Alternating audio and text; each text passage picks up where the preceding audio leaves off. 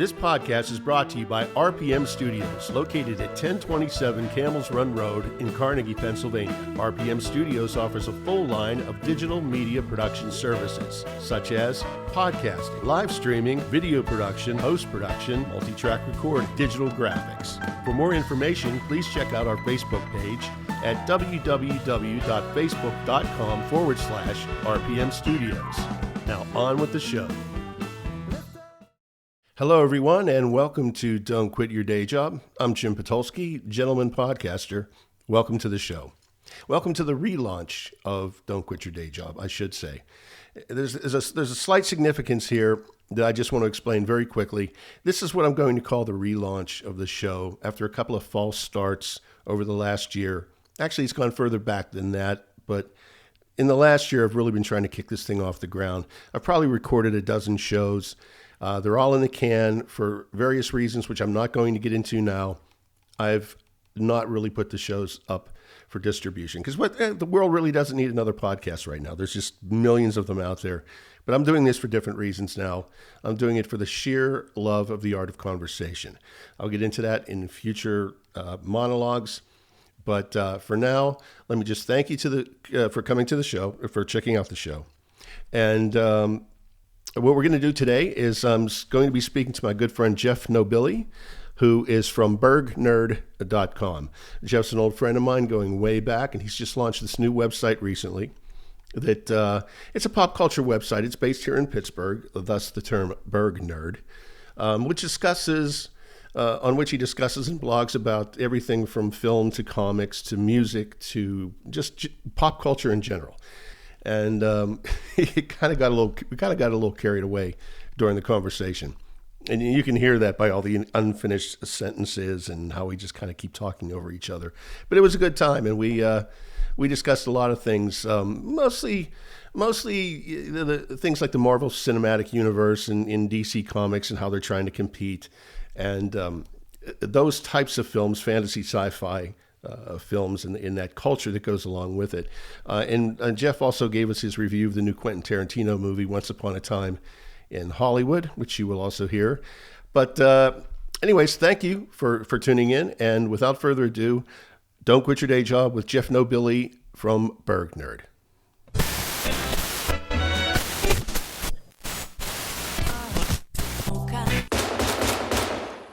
As far back as I can remember, I always wanted to be a podcaster.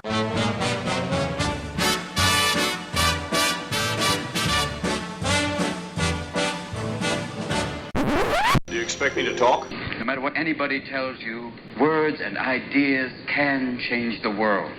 You have a big mouth.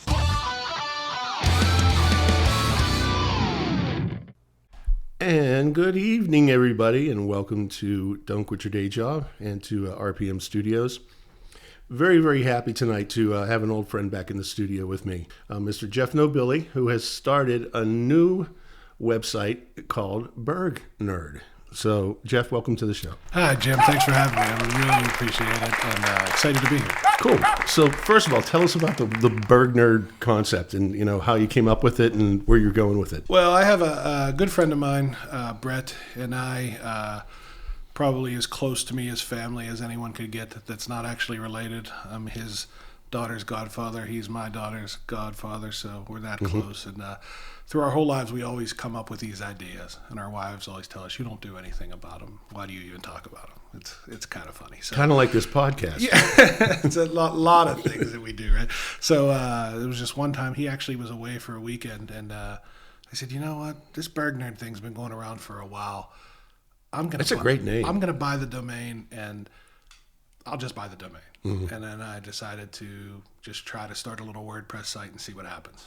And then I got it up there and did some little bit of artwork, had a friend draw something, and said it was right around Oscar time, and I like to annoy people with my Oscar rankings every year when I watch them. I don't want to say that they enjoy it. I think that I annoy them, and so I decided, So do you do all the predictions and everything ahead of time? I do some predictions, and then I try to watch as many Oscar films as I can, and then I release my top 10, and I said, what, that'll be my first 10 articles. I'll write 10 reviews of the movies that I liked, and I wanted to get some content on the site to try to get it up there, just so when I did go live, I had some things on there. So I would write some things and try some different things and just put it out there. No one was reading it. I probably had 10, 15 articles before we actually went live. And then I went live on May 4th of 2017.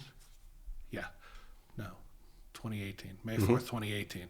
And I picked May 4th because May the 4th be with you. I thought it would be something I always remember.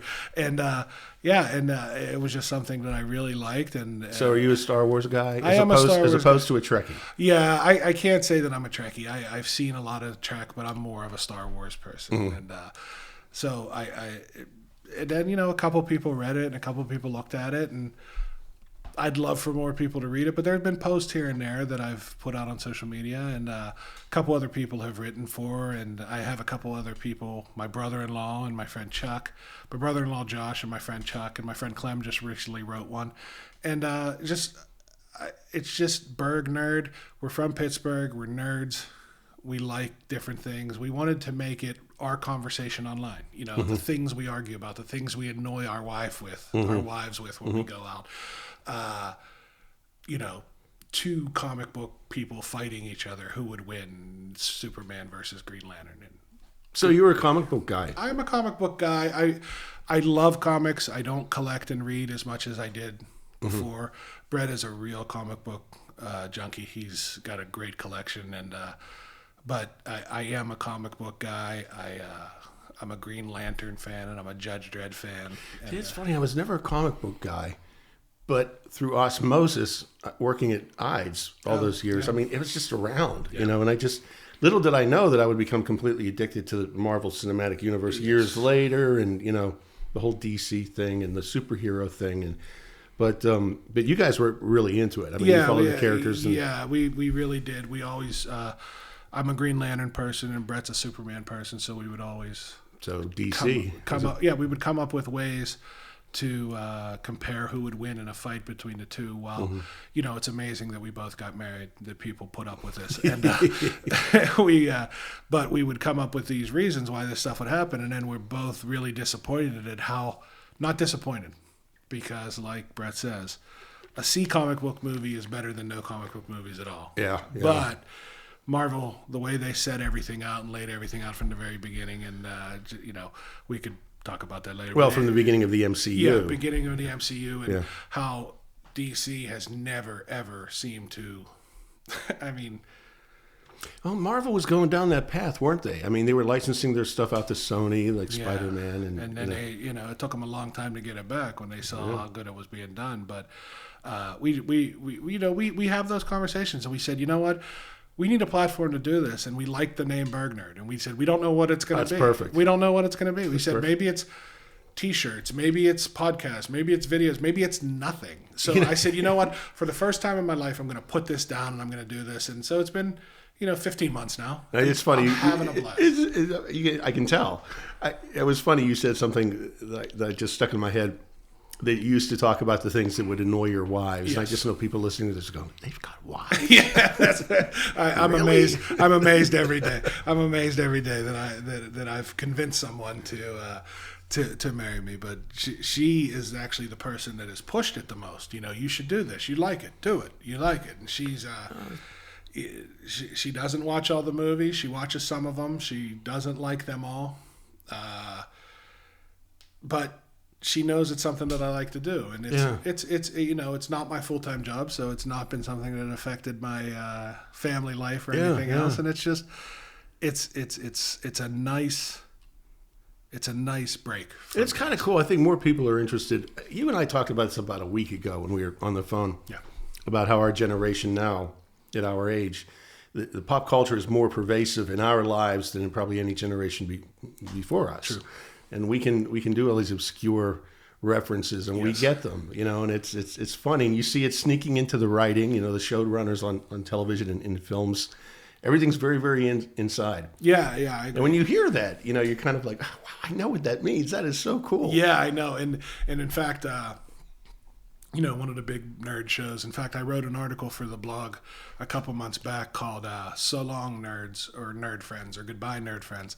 And when the guys I write with saw it come up, they thought I was closing the website down, like goodbye. But it was actually about the end of the Big Bang Theory, because even though the Big Bang Theory had ups and downs and it had good moments and bad moments, it was still pretty neat to see a show about four nerds that really didn't have much social, just fumbling their way through life, and I liked it, and I thought it was good. But I don't even know where I was going with that. But it was neat to see Comic-Con on TV. It was neat to see comic book shirts on TV. It was neat to see a comic book store on TV with nothing but guys in there, because that's what a comic. I mean, you worked at IDES, not too many. It's not the most hip social place to be. No, sure. but I mean, look what's happening now. What I believe, and I could look this up online right now, but I believe four or five of the top 10 grossing films of all time are superhero films. Yeah, and the amount of money that they're bringing in, and even the ones that I don't consider. I mean, not that I'm the be all end all of considering what movies are good, but they're making money. They're making tons of money, and for Billions. the most part, they've been pretty good. And it's amazing to me that, the quality of actor that they're getting in these movies now. Oscar nominees, Oscar winners that want to direct them. It's it used to be that culture of movie people wanted to stay away from. It was like the big Bruckheimer action movie. Not a lot of people wanted to do them. They were explosives, but this is class A actors and actresses that are, or I don't even say actresses, but actors. I consider the female actors. Oh, but yeah. I think they appreciate that. I think that you look at the Marvel movies alone, the Oscar winners that you have. I mean, Natalie Portman's coming back; she has an Oscar. Downey's been nominated for a number of Oscars. I think Mark Ruffalo was nominated.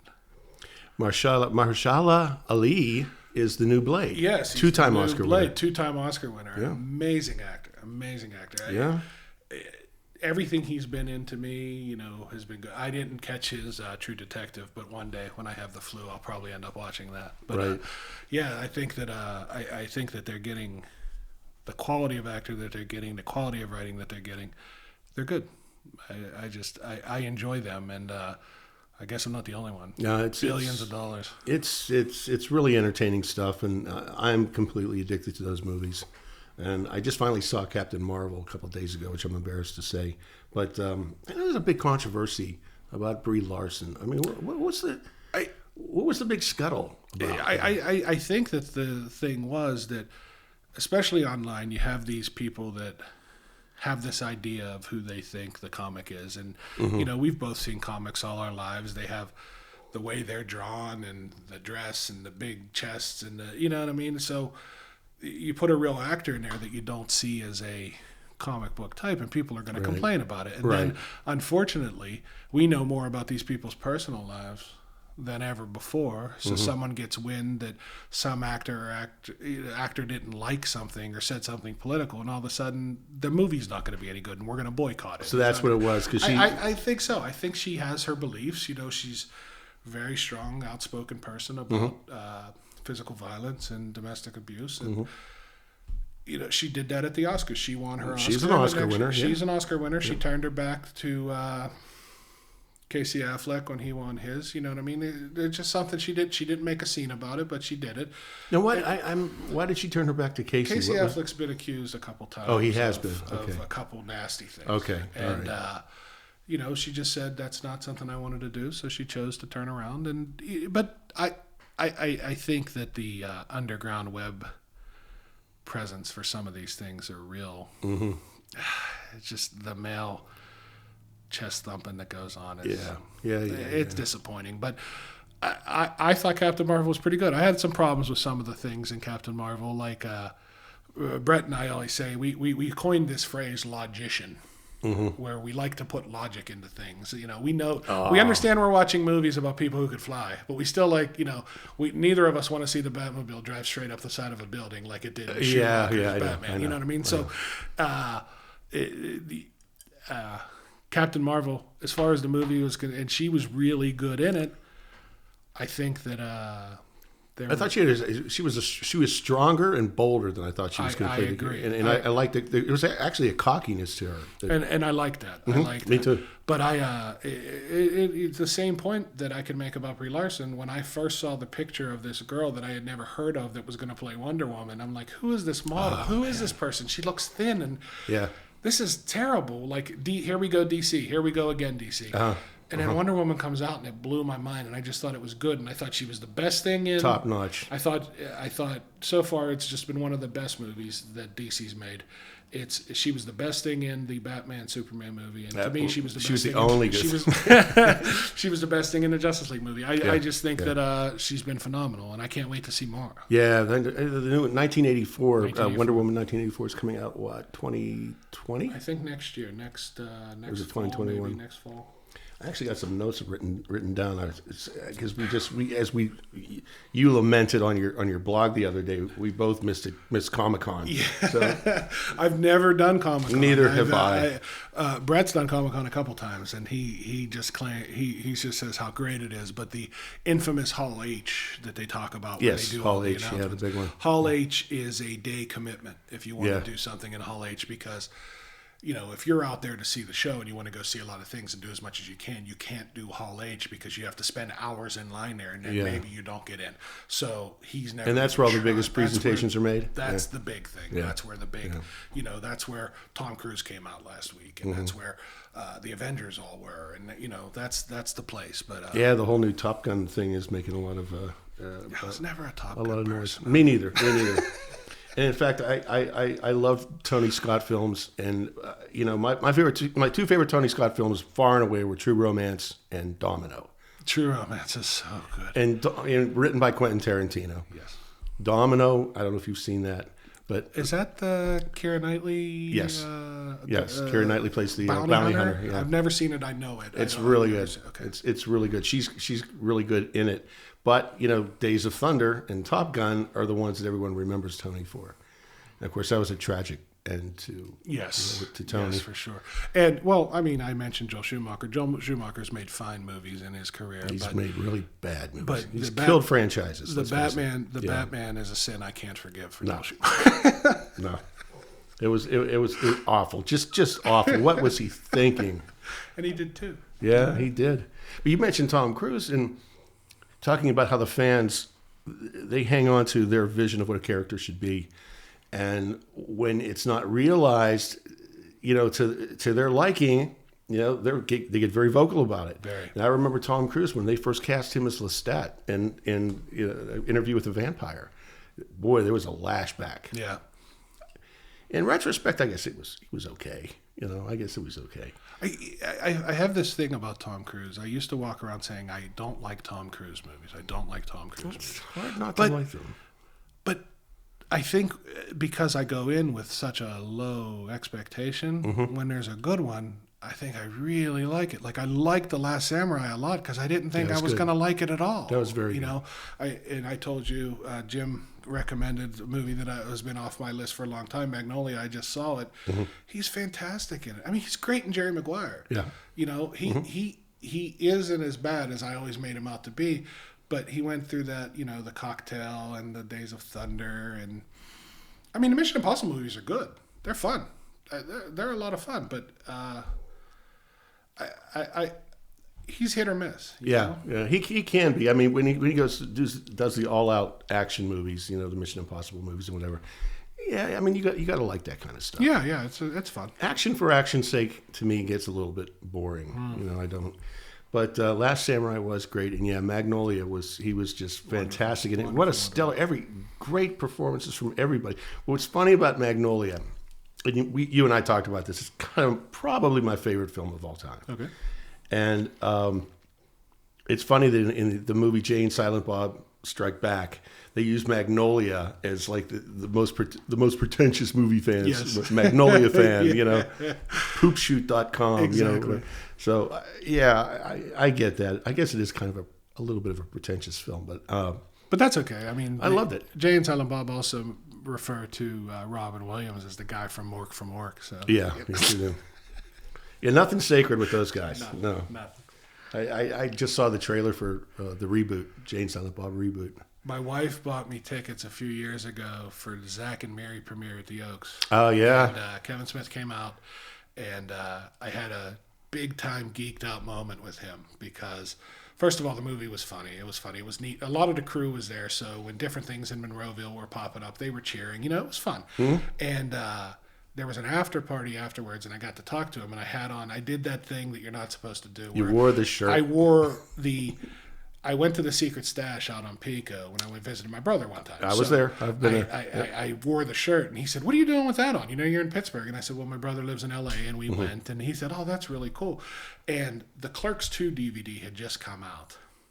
And in the intro to the Clerks, this is so geeky, but this is how I talk. That's why we're here. This is why my wife stares at me and goes to sleep. But he says in the intro, "So now we're going to roll the movie, grab some corn, have some fun." And when I saw that, I just remembered at the beginning of the movie Strange Brew, when the McKenzie brothers are talking, they say, "Grab some corn, right. Enjoy the movie." So I say to Kevin Smith, "Hey, great shout to throwback to Strange Brew in the Clerks 2 DVD," and his eyes got real big. He went, "I know, right?" And it was really cool. It was like, here's a guy that gets me. That's the thing about Kevin. Now you can argue about how good his films are. All right, you can certainly. What was the one about the Tusk? Did you see Tusk? Yeah, I saw Tusk. It was he even admits Tusk was a joke that someone gave him an idea on a podcast. So he said, "Okay, I'll make that." That's an expensive joke. Yeah, it was an expensive joke. But what I love about Kevin is he is the biggest fan. Oh yeah. I mean, when I listen to his podcast and I listen to his reviews of movies, he will review a movie. He will take as long as the movie is long. Oh yeah. To review it. Yeah. And when he did the review of Avengers Endgame, he literally broke down crying during the review 3 times. Yes. He was so touched by the fan service and how is it the Rossi brothers? Yeah, Russo brothers. I'm sorry. And how they laid it all out for their fans of the characters of the Marvel Cinematic Universe. But he loves it. The trivia. I mean, we've got nothing on him. No. And he's the biggest fan. And to me, he's just real. And if you like his stuff, okay. If you don't, okay. But he's just the biggest fan as you are. In one of his podcasts, it was right after Alan Rickman passed away. Mm-hmm. And I guess after they did Dogma, he became pretty close with Alan Rickman a couple times.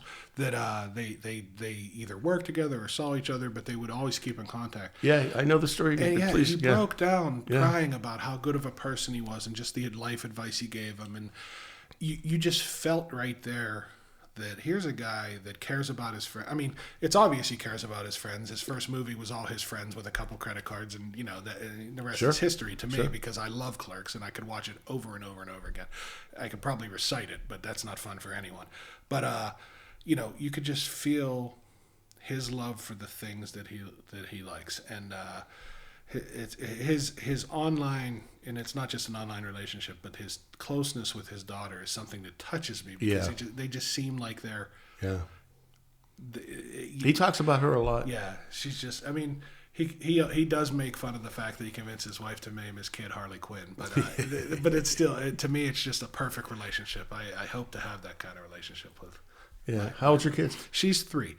I have one kid. She's 3 years old, and she's real into superheroes right now. Where she's been asking me, "Daddy, can we watch Steppenwolf?" Because she saw something I was watching one day. She came home and saw The Flash on TV. Mm-hmm. So now Justice League is her favorite movie, and there are some violent things in that she probably shouldn't be watching. But if she asks me, I can't tell her no. She got a crush on Ezra Miller. Well, I don't know if it's a crush on anyone yet, but she refers to it as superheroes and Steppenwolf for some reason. Mm-hmm. She always says, "We're going to get that Steppenwolf," and I said, "Yeah, we'll get him." And she cheers, "Yay, Spider-Man!" or "Yay, Superman!" "Yay, yay!" It's fun. That is good. Yeah, and Kevin's he's real dedicated. He's just you were talking about Alan Rickman. I heard he told the story of how Alan always. Whenever Kevin's in London, Alan would always come by and say hello. And I mean, this is, arguably, I mean, they're from two different worlds. Two Those different guys, worlds. you Two know? different worlds. And Kevin Smith had, he's a movie fan just like the rest of us. And looking back on his life and saying, I'm going to be friends with Hans Gruber one day, or I'm going to have him in one of my movies, or, he would probably refer Which to it he as a did. stupid movie. And I think that Dogma is an amazing film. And I think film- Dogma's. I think that's his best film. I think so too. And I think he would agree to that too. But I think that having him in that film and being able to do it and becoming friends with him, you could tell how much his friendship meant to him. And I think that he probably feels that way about a lot of his friends. I think that's probably... Oh, you hear him tell the story about how he got Mark Hamill into one. Yes. I mean, that's a fanboy I had realization a fanboy there. thing. Mark Hamill's really involved in, and I try not to nerd out too much on Twitter, but my daughter says to me one day, and I don't mean to make this all about me and my daughter, but she says to me one day, Daddy, can we watch Star Wars? And I don't know where she came up with it. She must have just heard me talking about Star Wars. And I said, of course we could watch Star Wars. So I did, the thing that a lot of people do. An hour later, I type on Twitter to Mark Hamill, my daughter just asked me if we could watch Star Wars. I admitted that I have a little tear in my eye. You know what I mean? And then he liked the comment. He did. Yeah, and I'm not ashamed to say that I'm going to frame it and put it Oh on. my God, yeah. Oh hell yeah. See, I don't tweet, but that does give you a lot more access to Yes, it's to the people, than say Facebook does. Yeah, You don't reach anybody on Facebook unless you pay to get your. Yes, that's the problem. That's a whole other story. We'll Yes. get into that. We'll get into that on a different show. But Different show, even though they're nothing alike in terms of being filmmakers, they have different voices, directorial voices. But Kevin Smith is kind of like Quentin Tarantino, where his influences and the things that brought him joy, Yes. and made him want to be a filmmaker. He just puts it out there, Yes. On the screen. Whereas Kevin is very irreverent. You can argue that Quentin is too. Albeit kind of violent and but he just it's great. Well, the two of them are the what got me into being a movie buff. The 93, 94 years when I was in college and saw Reservoir Dogs, and then went to the theater and saw Clerks. Well, like the then fact that Pulp a Fiction. fan could become a And then successful. Pulp Fiction, and just seeing these movies that. I was walking down the hall at Pitt at the University of Pittsburgh as a freshman, and I heard all this, and I said, "What are you guys watching?" And they said, "It's this movie, Reservoir Dogs. Have you never seen it?" And I said, "No, I've not seen it." And someone threw me the VHS tape and said, "Here, borrow it." And that was it. I was just like, I can't believe it. It was Shakespeare. It was, everyone dies at the end, like Shakespeare movie. You know what I mean? It was just, and then to see Pulp Fiction after that, which you and I both agree is one of the greatest movies ever made. Absolutely. But those two guys really pushed me into loving film. Truly.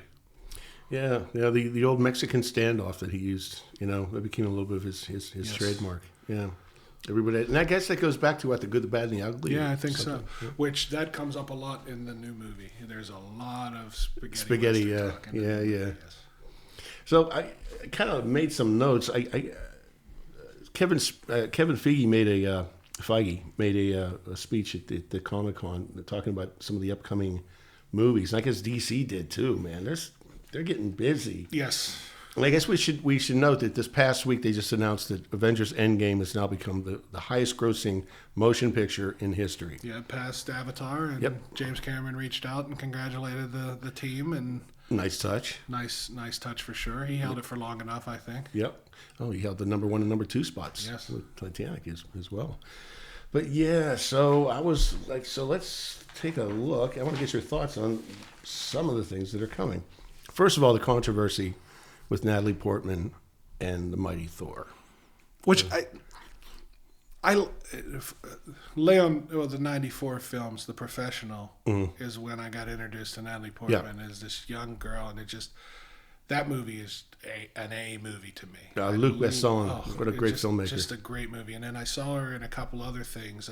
There's a really underground romantic comedy. I think one of the Demi brothers did it. I want to say Jonathan maybe did Beautiful Girls with a big ensemble. Oh, cast, that but was she's in fantastic with Timothy. Great film, yeah. Timothy and Hutton. She's Yeah. in that, and then, then she wins her Oscar. You know what? There was a time when we came to see you in New York, when you were living in New York, and Natalie Portman was on Broadway doing Diary of Anne Frank, but the crew I was with was not the Broadway crowd. Oh, refresh my memory. When did we came out to see you. Oh man, it was Todd Gray and myself and my brother and a couple other people, and you took us around. We went to dinner, but we visited with you one night. But that trip, Natalie Portman was doing Diary of Anne Frank on Broadway. Right on. Those guys weren't the Broadway crowds. We did not see it. But I didn't know anything about the controversy, and then there was a news story on Apple that was like, here's what Lady Thor is all about. It kind of connected all the dots for me because I never read anything about I guess it has its roots in the comics, It does right? have its roots in the comics. So it's not just pulled out of anywhere. Good.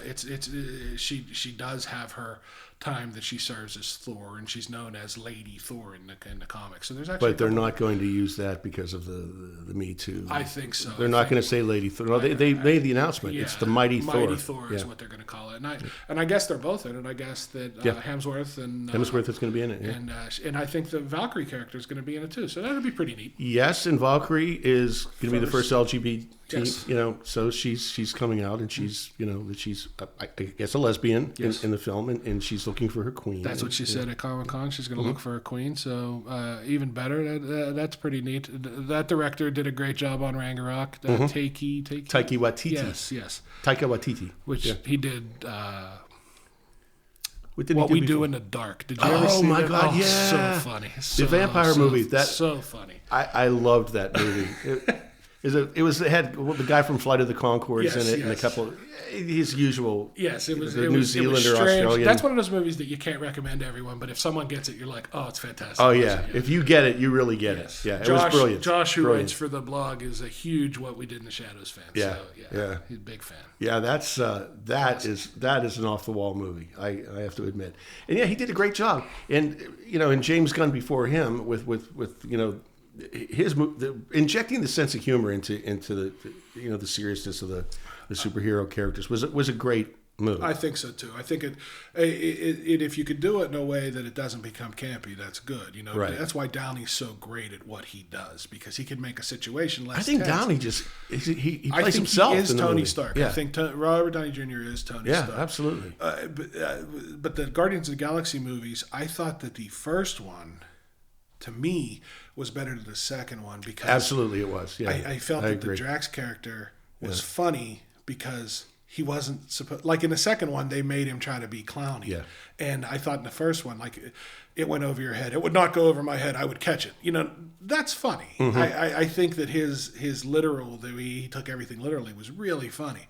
And I thought they tried to make him a little too campy in the second one. But the first Guardians of the Galaxy is very good. Yeah, I thought it was a great film, and I was and 2 was okay, and then of course there was a controversy where he was taken off the films because of some allegations against him. But I guess they've made the announcement he is coming back He's because gonna the do whole third cast one. said we aren't coming back without him. So Right. Yeah. you have that kind of solidarity, I guess. Yeah, I mean, I don't know what the real story is, but I have to it say seems on like the surface, I'm pleased he's back. They dug into the past and found an old jokes he made and stuff like that. Yeah, And I think it was something about. I think it was like pedophilia type. Not that anything's funny about that, but he had made a joke about it. Maybe it was in bad taste, but it came back years later to, I don't know. Look, everything we watched as kids is offensive now. I read a story how Revenge of the Nerds should never be played again because it's offensive. Well, yeah, it's a raunchy high school movie. That's what it is. Porky's is a raunchy high school movie, but Porky's is funny. I don't care. Porky's is funny. It was good. Yeah, Porky's was a coming of age film. Yes. A rite of passage film. Yeah. Yeah, I watched it. Oh, as a movie fan, speaking of coming of age films, you'll get this because I know you will. I went to the pool a couple weeks ago, community pool with my family, and Moving in Stereo by the Cars came on the speaker. Oh, they were no. listening to Sirius Classic Rewind. And I start looking around. Start like looking this. for Phoebe Cates. My wife says, "What are you doing?" And I said, "I'm looking for a red bikini." And she said, "What do you mean you're looking for a red bikini?" And I said, "All right, let me explain it." And so I had to explain it to her, and she was like, "Oh, okay." But I thought to myself, I can't be the only person that hears this and thinks that now in a pool, right? You can't. I can't. In fact, they had to play that on purpose. Well, they had to. They were listening to Sirius Classic Rewind, so it was on. The, okay. It was on the thing. So it was a but coincidence. I thought if I had a pool, I would play that every hour. Yeah. That's just me. Oh God. Oh Phoebe. Oh, what a great. Oh yes. I told my wife. I said, "You got." She made the '80s for me. Everyone our age, that was our first introduction to that's a funny movie, And then this yeah. thing that happens in there, and it was just what a great film, what a great cast, introducing people that went on to greater things. Jennifer Jason Leigh and Sean Penn, and of course Sean Penn. I mean, geez, and it was Penelope Spheris and Cameron Crowe. I think. Cameron Crowe wrote it, and Penelope, I believe, directed it. I thought Amy Heckerling directed it. Maybe it was Amy. You're right. It was Amy. But right. Sean Penn's buddies in the movie, who didn't get any mention at all, were Eric Stoltz and Eric was in the movie. Nicolas Cage and Nicolas Cage or Anthony Edwards. Anthony Edwards. And Nicolas Cage is off in the background. Nicolas Cage did Valley Girl. Yeah, he did Valley Girl, but Yeah. I think he's in like the background of Fast Times as Nicolas he? Coppola. He not in the thing as Nicolas Cage. He actually used his name. Nicolas his Coppola. real name. Yeah. Yeah, and but he's like in the. It's like Talia Shires at Coppola. Yes, as well. yes. Yep. They didn't want to make it on their name alone, I guess. No. But yeah, that's crazy. Sorry, So I didn't mean to take us off in a No, Fast Times that's- direction there, but the moving in stereo story had to be See, told. this is free-form conversation, podcasting. We're supposed to go off on tangents. It's a good, healthy thing, But yeah, Natalie, I'm still a little bit like, I still might have my reservations about seeing her as the Mighty Thor. Yeah, I think that she's a good actor. She's great. If my wife were sitting here now, she would tell you she's the worst thing in Thor, and maybe that's true. And but her role was a little underplayed, underwritten. yeah. And I mean, hey, I thought Ragnarok was fantastic, so I got to give it the benefit of the doubt that it's going to be good. Fabulous. I mean, Taika just perfect. Yes. Just perfect amount of laughs. I mean, I laughed out loud so many times during that film. I mean, just good, healthy belly laughs, And how could you not like Thor fighting Hulk with Led Zeppelin playing in the background? I mean, Well, that is one of my single favorite movie music cues of all time is when, especially at the end, they did it twice. Yes. At the end, when he's flying through the air and they launch into Zeppelin, it was a beautiful moment. Yes, I very agree. powerful. That just shows the power of music. I agree. And how important that is, to motion pictures and having a good music supervisor. Oh, for sure. But I guess next up they were talking about was Black Widow's going to finally get her. Yeah, I feature saw film. that, which I mean, I guess we're past everyone's seen Endgame, right? I guess we could talk about Sure. that she's not around anymore, but I guess they're going to go back to the beginning and that, although they kind of did go back to the beginning in one of the they showed a clip of her training in Russia, but I guess it'll get more into it. I mean, she's earned it. I find Scarlett Johansson not only to just be pleasing to look at, but I find her to be a fine actor, and I think she's great. She did a great job with that character. I mean, It is a little bit concerning, though, that how can you invest in her character now when you know that ultimately she's gone? well, that's what I mean. I think it's. Do you think that might have been a misstep? I think that they missed it a little bit. I don't know if it was in the plans and then they didn't get to it or something else came out, but it seems like they're throwing a bone to it later, and maybe they're just going to wrap it up, or maybe they promised her it and she's going to get it. Maybe she's going to produce. I don't know. You know what I mean? But it does seem a little bit off. Well, it's kind of like at the end of Infinity War when everyone dusts away. But we kind of knew that there was something else coming. There's another Spider-Man movie coming out next summer, and they're doing another Black Panther, and you know what I mean. So Right, and we knew that time travel was going to be involved Yes. in Endgame, and these guys were going to come back. Yeah, and, so you know. it took a little bit away from it. Not that it wasn't powerful, because it definitely was, but a little bit was gone. Yeah. Now here's one that I wasn't really hip to. Maybe you are. Morbius. I'm not familiar. That's a new one to me too. I guess Jared Leto is going to play the lead, and it's a doctor, a brilliant, I guess, neuroscientist or chemist or something. Who Sounds like Doctor Strange is a brilliant He neuroscientist. tries to cure himself of a rare blood disease, and winds up turning himself into a vampire. Jared Leto's a fine actor. Although not as Joker. Well, No. he wasn't my favorite Joker. He was not my favorite. He Joker. was just not a good Joker. I'm Yeah, sorry. I didn't like where they took the Joker character in the Suicide Squad, but I thought that. I saw the preview tonight for the other one, the Joaquin Phoenix one, and the Joaquin, yeah. And James Gunn is doing the second Suicide Squad. Oh yes, I did not know he's that. going to direct that. I did not know that, but Yes.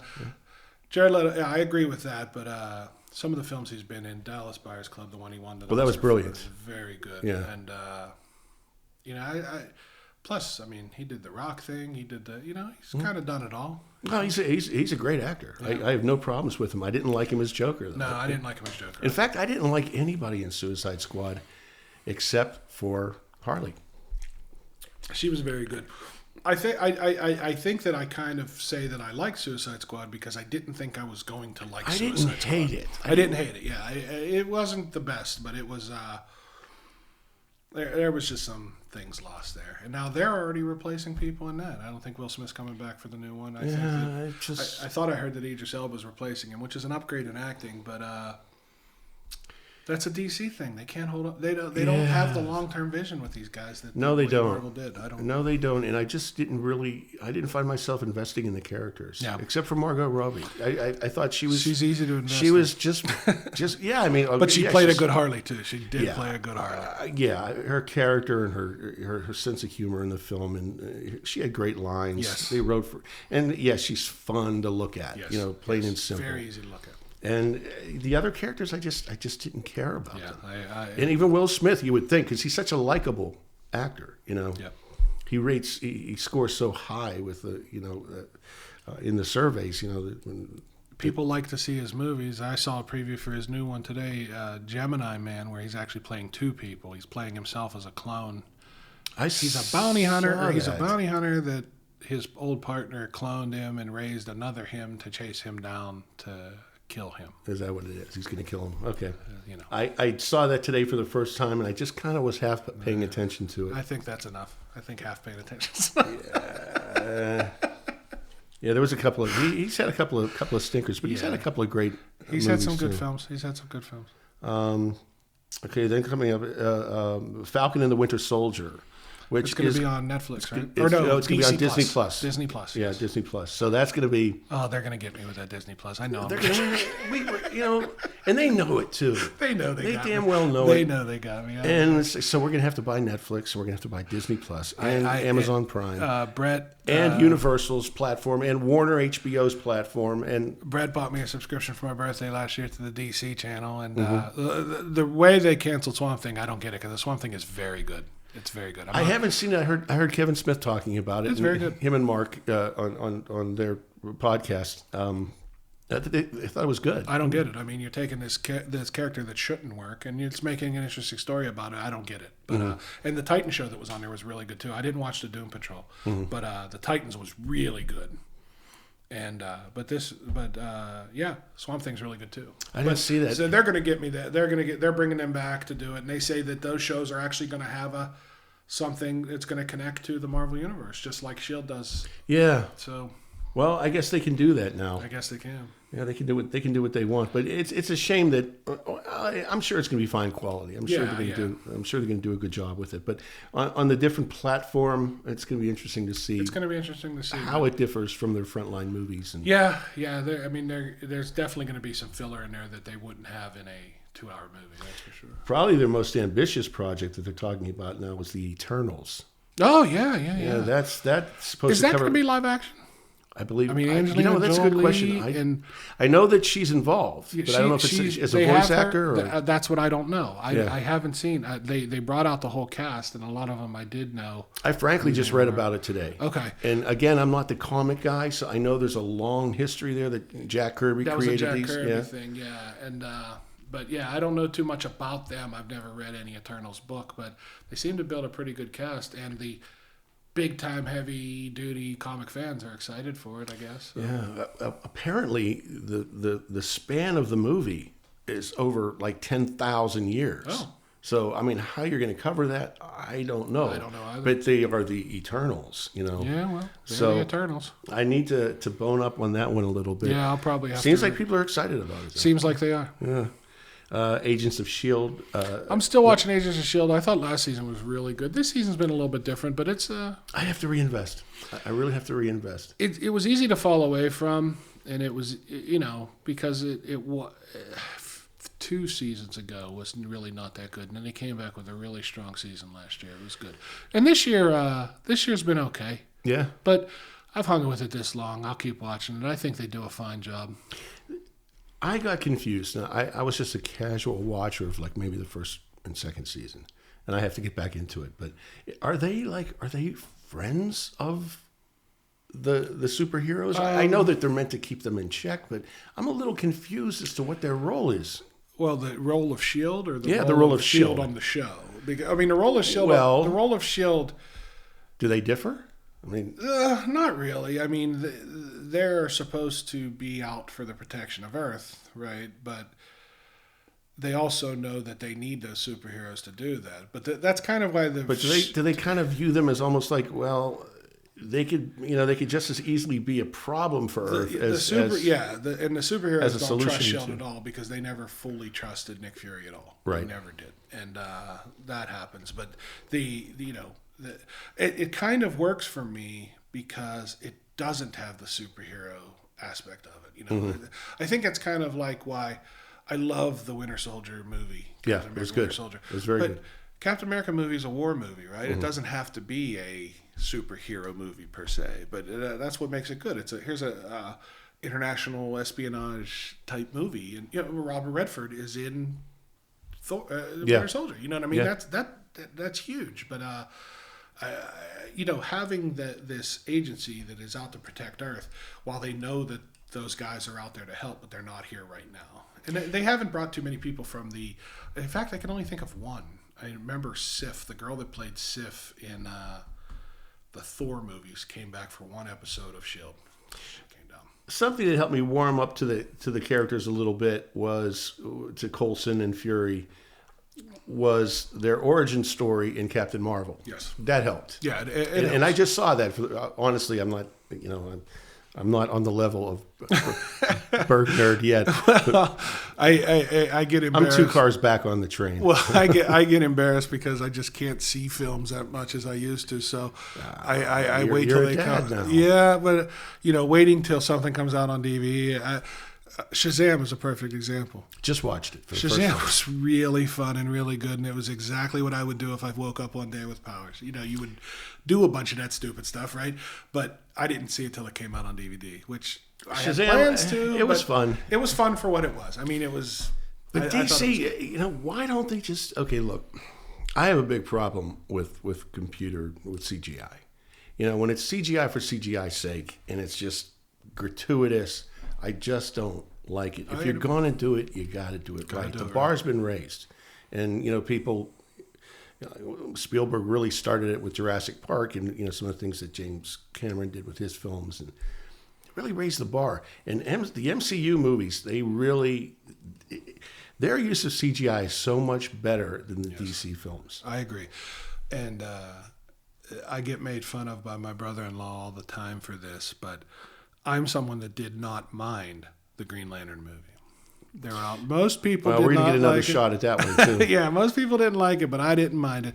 But, the whole CGI suit and everything like that, I didn't see the reason for it. It just seemed like it was done just to do it. And but I thought everything else was cool about it. I thought Sinestro looked cool. I'd have to go back and watch it again.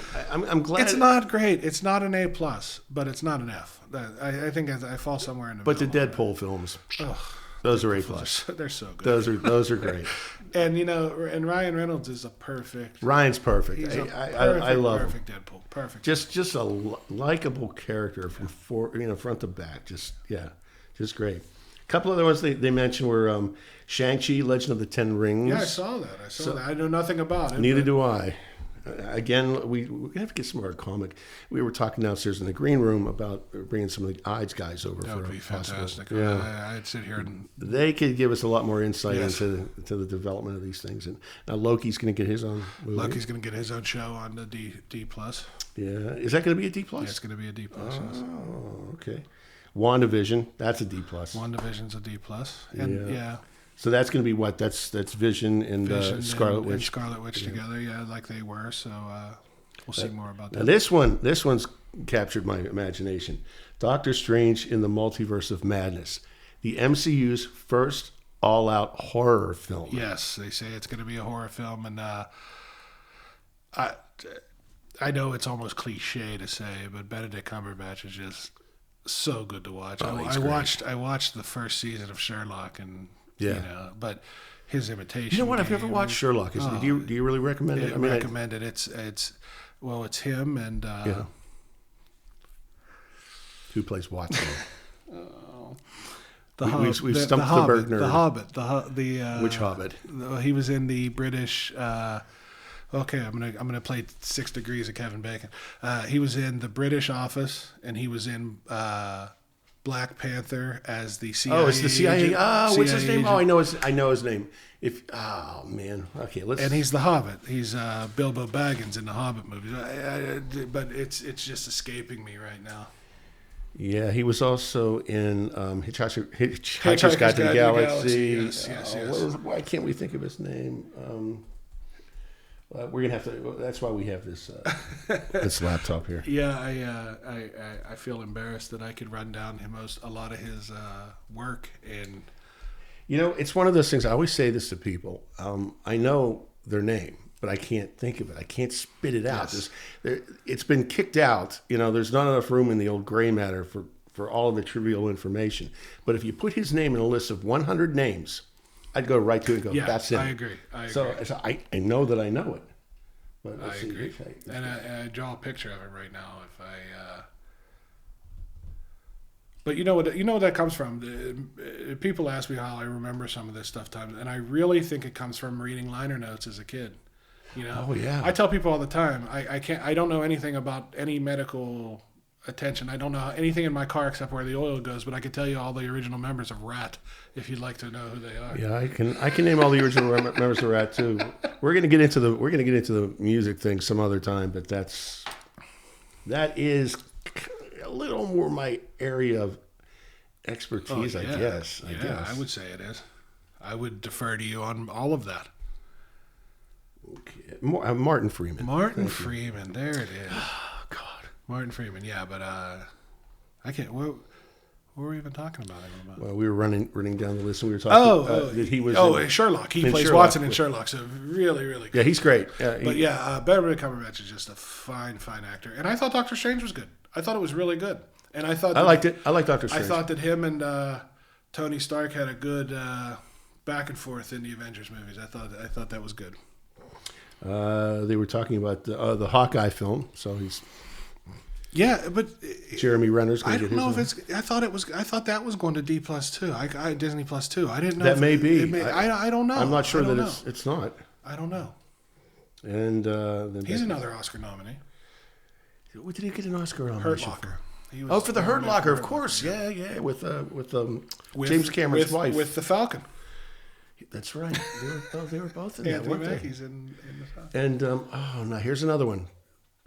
What is the name of the director who was married to James Cameron? And she won an Oscar. She won it. Yeah, for that one. Oh. Well, that's why we have the laptop, folks. Oh man, that's a shame. She did Zero Dark 30 too. Yes, she did. I do remember Patty Jenkins now. Patty Jenkins, yes. Who? I mean, she rescued. Boy, did she pull DC out of a kidding. mess? Yeah. Best DC film I think since Dark Knight. Catherine Bigelow. Catherine Bigelow. There Yes, you go. Catherine Bigelow. Yeah, no, Patty was. She was the absolute right director for that film. Yep, and glad that they gave her due and let her do another one. That's good, and I hope she gets even more money this time. What I thought was funny about the film, though, was Gal Gadot has that Israeli accent. She just can't get rid of it. God bless her. She just can't get rid of it, And so they wrote it into the script. Yeah, they wrote it into I the thought script. that was hilarious. Just let it do it. But Well, so everybody on the island's going to have the same accent now. well, Brilliant. let me do a nerd out accent gripe here for a second. And I'm a fan of the X-Men films and the original ones too. I thought they The were X-Men good. films. But in the very first X-Men film, and this may be too deep for some, but Halle Berry plays Storm, and she has an accent like Aurora usually does have an accent. But in the second and third one, she doesn't. I don't know if she just told him I'm not doing it. I don't. That bothers me.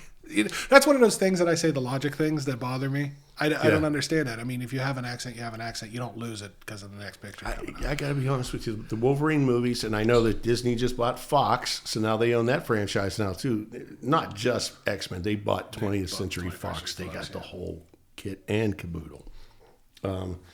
So far and away, if they weren't before, certainly Disney now is the most powerful entertainment company on the planet. Unbelievable. It's amazing. I wrote a blog not too long ago about the year Disney is going to have this year just in film. Mm-hmm. And I highlighted, I think it was 15 pictures that were coming out, starting with Captain Marvel, and then going through. You mentioned Frozen. Frozen's coming out at the end of the year. Going to be huge, enormous. The Avengers just broke the record for most money. Yep. You had the live action Lion King, the live action Aladdin, just the amount of product that they're putting out, and then they're opening up the Star Wars land at their theme park, and then Star Wars comes out at the end of the year too. A little thing called Star Wars is coming out at the end of the year too. Yes. So the amount of money that Disney is printing is unbelievable. The Star Wars franchise is in need of redemption, I think. I really like The Force Awakens. Did you? I really like what J.J. Abrams did with it. I know that it was almost a remake of the first one. It was, which, okay, you needed to come back. But I did not. There were a couple things I liked in the Last Jedi, but I didn't care for the film. Yeah, I mean, I would say I was about 75% in favor. I liked the last. I got to see it at a premiere down in Pittsburgh too, because a vendor who I work with, they rented out the theater for a premiere, and I got invited. Wow. I got to go, and I was just a little bit bummed out. It was, and let me tell, it started right at the very beginning of it, because at the end of The Force Awakens, when Rey walks up the hill and hands the lightsaber to Luke and says, "I think this is yours. This is yours." I had just had my kid, and I was just like. It blew my mind a little bit, because I didn't know if this was his daughter. I didn't know what it was, but it was just this thing, and I liked the movie so much. We find out she's just she's nobody. She's nobody. Yeah. But then when the movie starts, the second one starts, and they go back to that scene, and he throws it over his shoulder. I'm like, all right, you put all that into this movie to be this big emotional ending, and then you just gone. And I just didn't understand it. Oh, sorry. I'm sorry. I was just motioning to Jeff to get a little closer to the microphone. That's all. I felt myself starting to rile up a little bit. No, that's okay. Well, that's proper mic. That's proper mic. Yeah, I tried to move away when I was technique. Up, as you get excited and louder, you move away from the mic. But yeah, what did you think about Ron Howard's the Solo? I thought Solo was good. Yeah. I thought it was good for what it was. I mean, it wasn't the best movie I've ever seen, but I thought it was fine. Again, it was like 75-80%. I'm a big Donald Glover fan, and I thought he was a really good Lando. And I'm a fan of his from the show Community. Yeah, he was good. He was a writer on 30 Rock, too. Tina Fey mentions him a lot in his book, that she went to him, oddly enough, because the two people don't seem like they come together a lot. Were you a 30 Rock guy? I didn't follow it very closely, but I've seen enough of it. One of my favorite I'm shows. in love with Tina Fey. I would marry her 10 times over. Brilliant. Yeah, I love her. She mentions in the movie that Donald Glover was the person that wrote all the lines for Kenneth, which was the country bumpkin type guy, because he grew up in the South, and he knew the weird slangs that they use down there, like water bugs on the remote, on the TV flicker and stuff like that. Well, Glover, he's such a he had a bigger year in music than he did with Childish Gambino. Super talented guy, and I watch Atlanta. A lot of times I don't get Atlanta, but I watch it, and I've never watched it, but I know it's a really respected series. It's really good. It's off the wall, but I think it's supposed to be. But he's just so talented, and I'm happy he did that, and now he's doing, he's in The Lion King. He's the voice of Simba in The Lion King, so I'm glad to see him. Now, have you seen The Lion King? I have not seen it yet. It was one of my favorites. In fact, before I came here today, The Lion King was a movie I was going to go see, but Once Upon a Time in Hollywood happened to open it up, and that's how I went. Well, we're gonna get into that. We may have to do a spoiler alert here, but I've got to know more about the movie. Jeff it just opened today. Jeff went to see it. I did not get to see it yet. Huge Tarantino fan. In fact, I don't want to lose track of where we were. I want to get back to the X-Men. Sorry. But I do have to say that Tarantino, who wrote True Romance, which we referenced earlier, that scene with, the scene I'm talking about, with Christopher Walken, Dennis Hopper, that's got to be my favorite scene in motion picture history. So great, and there's so much good stuff in that film. I have to go back and watch True Romance again because it's been a while since I've seen it. But I've seen it multiple times. But it hasn't been something I've pulled out lately. But I think that's a harsh scene because of the language, and the racial references and everything. But man, whoa, yes, just there's two very subtle parts to that scene. First, where Dennis Hopper first with the racial epithet, about about Italians and people from, and that kind of like triple take that it's just kind of like this disbelief comes over his face. Like, did you really say that? Yeah, And it was so subtle, but he just kind of like, and then he just said, "Come again?" Yeah, exactly. And just brilliant writing, brilliant directing, brilliant acting. The people that are in that, Arquette and Brad Pitt's in that. He's the high guy on the couch. Yeah. You know what I mean? The high guy on the couch. That's what he is, and it just condescend me. just so good. Yeah, and the other scene in, with Dennis Hopper when he realizes, and you just see it kind of like very subtly wash over his face when he realizes, I'm not going to get out of this alive. Yeah. So I might as well just go for it. That's right. I think I'll have that Chesterfield now. Yeah, exactly. And then he launches into his monologue about Sicilians. Wow, that was just. And the thing with Gary Oldman in the club at the beginning, the confrontation between Christian Slater and Gary Oldman, that was an amazing, powerful so good. scene. And I always used to say that Gary Oldman is the best scumbag in movies. I mean, he's a scumbag in The Professional. He's a scumbag in. He's Sid Vicious. And Sid Vicious was a scumbag. I guess. My favorite line in Sid and Nancy is when she's screaming about the mom not giving him money, and she said we'd spend it on drugs, and we would. Never trust a junkie. What a great film! Oh, so good. Was that Alex Cox? Yeah, it's fantastic. Yeah. So, but getting back to X-Men, which I divested from X-Men. Okay. I got tired of it. I couldn't take it anymore. It was too dark. It was too whiny. If I had to see Wolverine's scowling face one more minute, I just tired of it. I needed. It got way too serious, I guess. Yeah, and I think that the new ones are actually a little more serious than the old ones were. They've made 3 and 3, and I did just like Dark Phoenix. I didn't think it was. I did just see it, and I didn't love it. I didn't, and I like a lot of people in it, and it was not my favorite. It was. It felt a little rushed.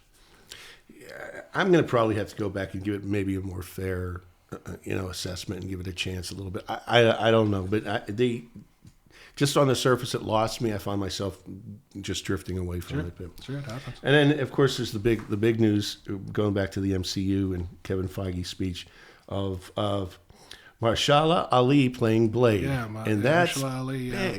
Am I pronouncing his name? Mahershala, I believe, is how Mahershala? they say it. But they said that they Mahershala met with Ali. him, and he mentioned it to them. He mentioned Blade to him. Here's a 2-time Oscar winner going to him and saying, "What about Blade?" And they're like, "Okay." And I mean the roles for which he won the Oscars were so nuanced. So I mean, so different. In Moonlight and in Green Book, I mean, Moonlight was everybody wonderful wants to be a superhero, though. I guess. Yeah, I guess so. Hey, and you know what? Green Book. The as polished as he is in Green Book and as street as he is in Moonlight. You know what I mean? And now going in a different direction and doing Blade. I just think it'll be wonderful. I do wonder if they'll try to call Wesley back to do something. I don't know. You do a cameo appearance? I don't know. Maybe. Might be fun. He might need the cash. I'm sure he does. That might be a little touchy. I don't think they made. He's not a beloved character. He's not a beloved human, I don't think. It's a shame because the first 2 Blade movies, I thought. The first 2 Blade movies are really good. I really liked them. Yeah, I agree. But Mahershala, I think he's gonna. I just see this I see great things there. I see great I'm things looking forward to happening it. too. I thought Black Panther was wonderful, and I could say that it was. Well, there's going to be another one of those. There's going to be another one of those, but I thought it was great, and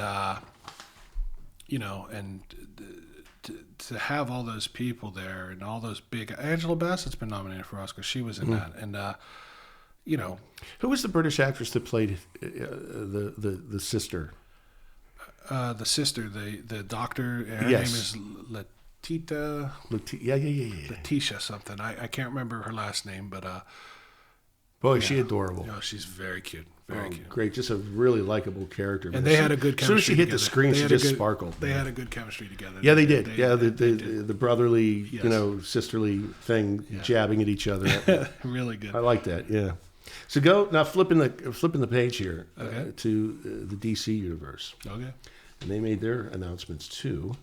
And I guess right off the top, they just put out the new Joker trailer. Yes. So Joaquin Is that Phoenix, actually a part of their universe story though, or is it I another don't universe, know. another world? That's a good question. I don't That's a very good know. question. They're changing the origin of the Joker, which there's been about 12 origins of the Joker, so who knows? I'm sure How there's do you someone. define the term universe? Because this is kind of I don't know, a because- new thing in our vernacular. Yeah, you know? yeah. I mean, does the Joker exist in the same world that the Batman movies were made? You know what I mean? Like, Right. Are we supposed to be looking at him as the same Joker? Is this just a one-off issue? Right. That you would get off the newsstand. I don't know. Right. I don't know, but Joaquin Phoenix is definitely weird enough and good enough to pull off a Joker I film. think so. I mean, Heath I think Ledger so. was just unreal. That's one of my favorite movies. Look, if you ever told me that Jack Nicholson's Joker could be topped, I I would have told you agree you're with crazy. I would have told you you're nuts. and then Heath came along, and oh my God, Yeah, just unreal. it was over the top. It's so subtle at the same time. I agree man. with that. It's hard. I agree with that. It's hard to do. I love the scene where he was sitting at the conference table with all the criminals, and they're like, "Do you expect us to let you walk away with our money?" Yeah. I just little lines like that. Just wow. You're talking about someone that did something just for anarchy's sake, and Yeah. it didn't matter. That's why you can't think of it in a rational way. We talked about rationality. You just can't. What he did was just to do it. And You believed the madness. He You believed the madness. Yeah. He really. I mean, you got the idea. This guy really is nuts. Yes. Like you go back to, okay, Nicholson, maybe not so much. Cesar Romero all the way back. It was all a put on, But no, Heath was. So Joaquin, I think, can pull it off. I think he's going to pull it off. I think it's going to be good. Let's see. Here we go. The Fantabulous Emancipation of One Harley Quinn. Oh yeah, Harley Quinn getting her now. Is that gonna pull in the Birds of Prey because they were Yes. saying that Yes, they were it supposed is. to make an appearance in her movie? They are going to. In fact, they have already shown them in one of the trailers. Cool. I could pull it up. We can't see it here, but and I don't want to get pulled off the. Yes. It's a good thing so we don't want to. No, that's cool. I mean, I'll watch that. I think Margot Robbie. She was great in I, Tonya. She was great in the film I just saw. She was great in. Let's face it. Okay, let's just say it like it is. She's probably one of the sexiest women on the planet Earth right now. So easy to look at, and she's it's talented just, and the talent and funny is there too. and So intelligent. I think and I loved her Harley Quinn. So I think that that'll definitely be on my list to see. That's gonna be a good one. And then of course the biggie, Wonder Woman 1984. Yes, and I think that they deserve every chance they get. And I mean, I can't see how it. I love the first one. I thought it was great. And It was just in those two's hands and Godot and Patty Jenkins' hands, I think that it'll just be good again. So, the Me Too movement. I mean, they couldn't have asked for anything better. I mean, Gal she just embodied the character so well. Yes, and she could have blown it so easily. I think that everything worked out right in that film. It did. It really blew me away. I thought it was really good. There were the cute little things like when she started running, when she saw the baby, when they first got to London. Yes. Little things like that. That's like they just come and go. And the interplay when I can't remember the actress's name, and this one I do not know her name, when there was the assistant. The assistant, yes, I don't know her either. Oh, she's hysterical. Yeah, very funny, very She funny. was in Shaun of the Dead, and Another great film. just a Another great British, film. Yeah. comedic British actress whose name we should know. Yes, and I yes, apologize. I agree. But that was just brilliant. But yeah, there was just so much there to like. Yeah. And of course, she's just beautiful and courageous and heroic and just Yeah, in fact, you we bought were it. we were watching the new Wreck-It Ralph film, which wasn't as good as the first one, but she does a voice in the second Wreck-It Ralph Yeah, film. I saw it. Yeah, it was good. I enjoyed that film. Yeah, I thought it was good. I thought the first one was better, but I thought it was good. But she sang in that, and she didn't sing half bad. And I told my wife, I said, "See, that's not fair. She's pretty, she's talented. Now she could sing." It was kind of like what I said about when I saw A Star Is Born.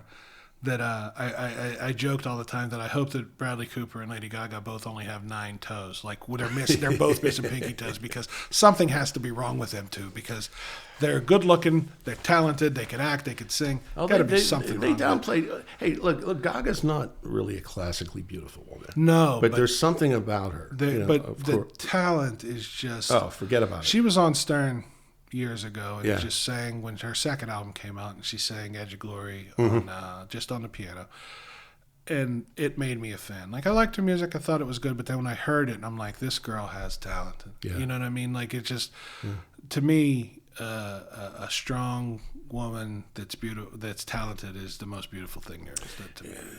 You know, she took a real gamble, man. I don't know where the character came from. I guess I could probably read about this somewhere. But when she was still Stephanie Germanotta, and she was just doing the Tori Amos thing with just her and Yes, the piano, yes. or the Billy Joel, the Laura Nero thing. That's who she reminded me of, Laura Nero. Okay. And she was brilliant. She had long brunette hair, and she's a good-looking lady, very self-assured. The songs were great. They were catchy. She plays well. Yeah, she's very it's talented. not just eye candy. Yeah. But she came up with this character and reinvented herself completely, and it could have been so disastrous. Yeah. But she pulled it off, man. She pulled it off, and definitely deserving of the award last year. I thought she was very good. That was my first Star Is Born. They made 4 Star Is Borns. That was my first one. Oh, I've never seen any of the other ones. I've seen 3 of them. Okay. Yeah, I've seen 3 of them. Yeah, I've not. There's so it's like it was Streisand and Christopherson. Streisand and Christopherson, and then it was Judy Garland and was it Frederick March was in one of them. I'm getting the first 2 confused, I think. But yeah, I did not see the earliest of them. Okay. I believe that was the Frederick March one. But I saw the Judy Garland and the Streisand and the Lady Gaga. Yeah, but very good. Very good. Yeah, I thought that was good. And Wesley, what am I thinking? I lost my train of thought. What was I? Brad Cooper? Brad Cooper. What was I saying? Wesley? Who was I? Well, I was segueing into something and I lost my train of thought. Yeah, I need more whiskey. Do you need more whiskey? No, I'm good. Okay. Okay, so they're going to be rebooting the Batman with Matt Reeves at the helm, and I guess it's still up. No, they announced that Robert Pattinson is going. It's going to be Pattinson for sure. For sure. I am not a fan of the Twilight movies. And I'm not coming down on him in that typical, but I don't know. Vampires can't go out in the sun. That's all I'll say about that. But I will hold out hope, and I will hold out. Well, Mahershala can go out in the sun Well, that's true too. because he's Yeah, you got that. But human blood. I mean, Batman Lady. has been remade a couple times, and we've seen Wonderful Batman. Hey, let's say We've seen Ben okay Affleck Batman. is terrible. He's terrible. He wasn't the best Batman, but he was. I mean, he was better than Val Kilmer. George Clooney was a really good Bruce Wayne, but he wasn't a very good Batman. I don't even know how to qualify that film. It was just so bad from beginning to end. Even Uma Thurman couldn't save that one. Yeah, and Arnold was a disaster. Yeah, and Mr. Arnold, Freeze. it's fantastic. Yeah, so Batman will get done again. And So I don't know. Pattinson might pull it off. He might pull it off. I guess it all just depends on the story. And that gets me. That gets another under another. And I love point. Matt Reeves too. Yeah, very good. But the comic book world has literally decades of great stories that are already done. Why don't some movies have good storylines in them?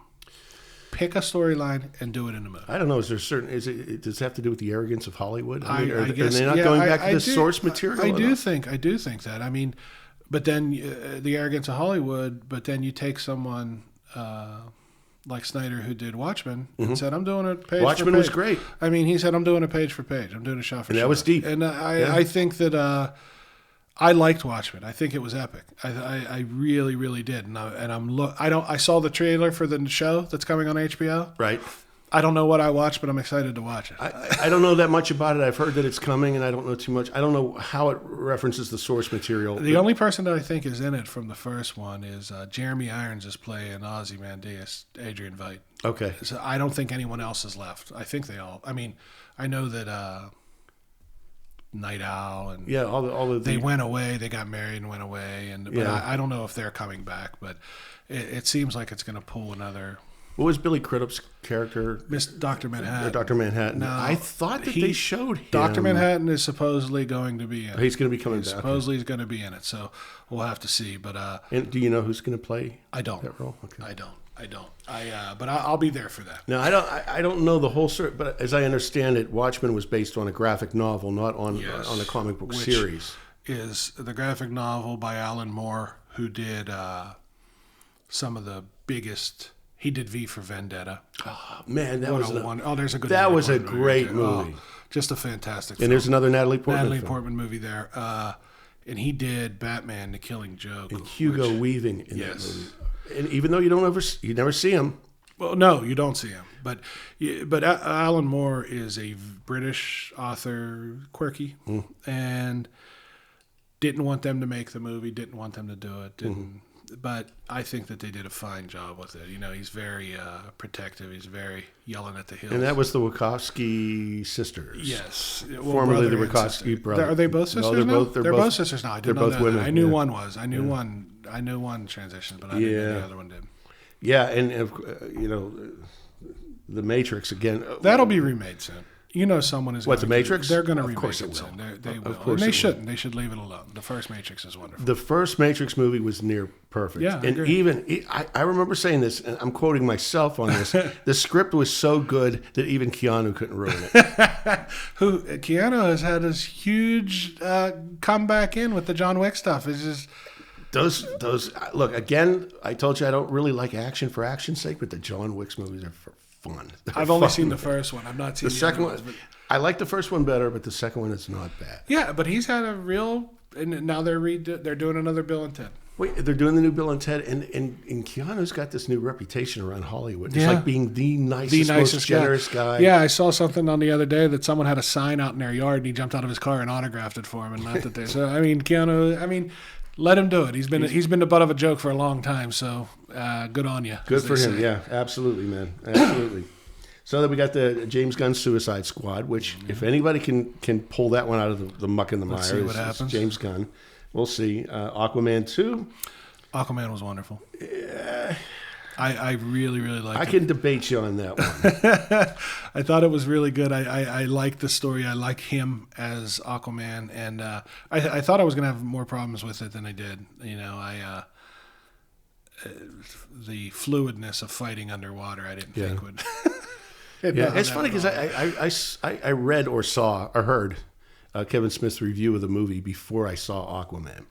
And I don't worry about spoilers. I don't care because Kevin tells everything. He tells all. Yeah, he does all.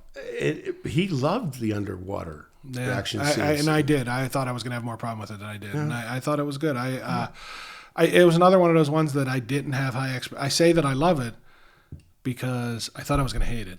And I really, really liked it. So I guess I loved it. I liked it.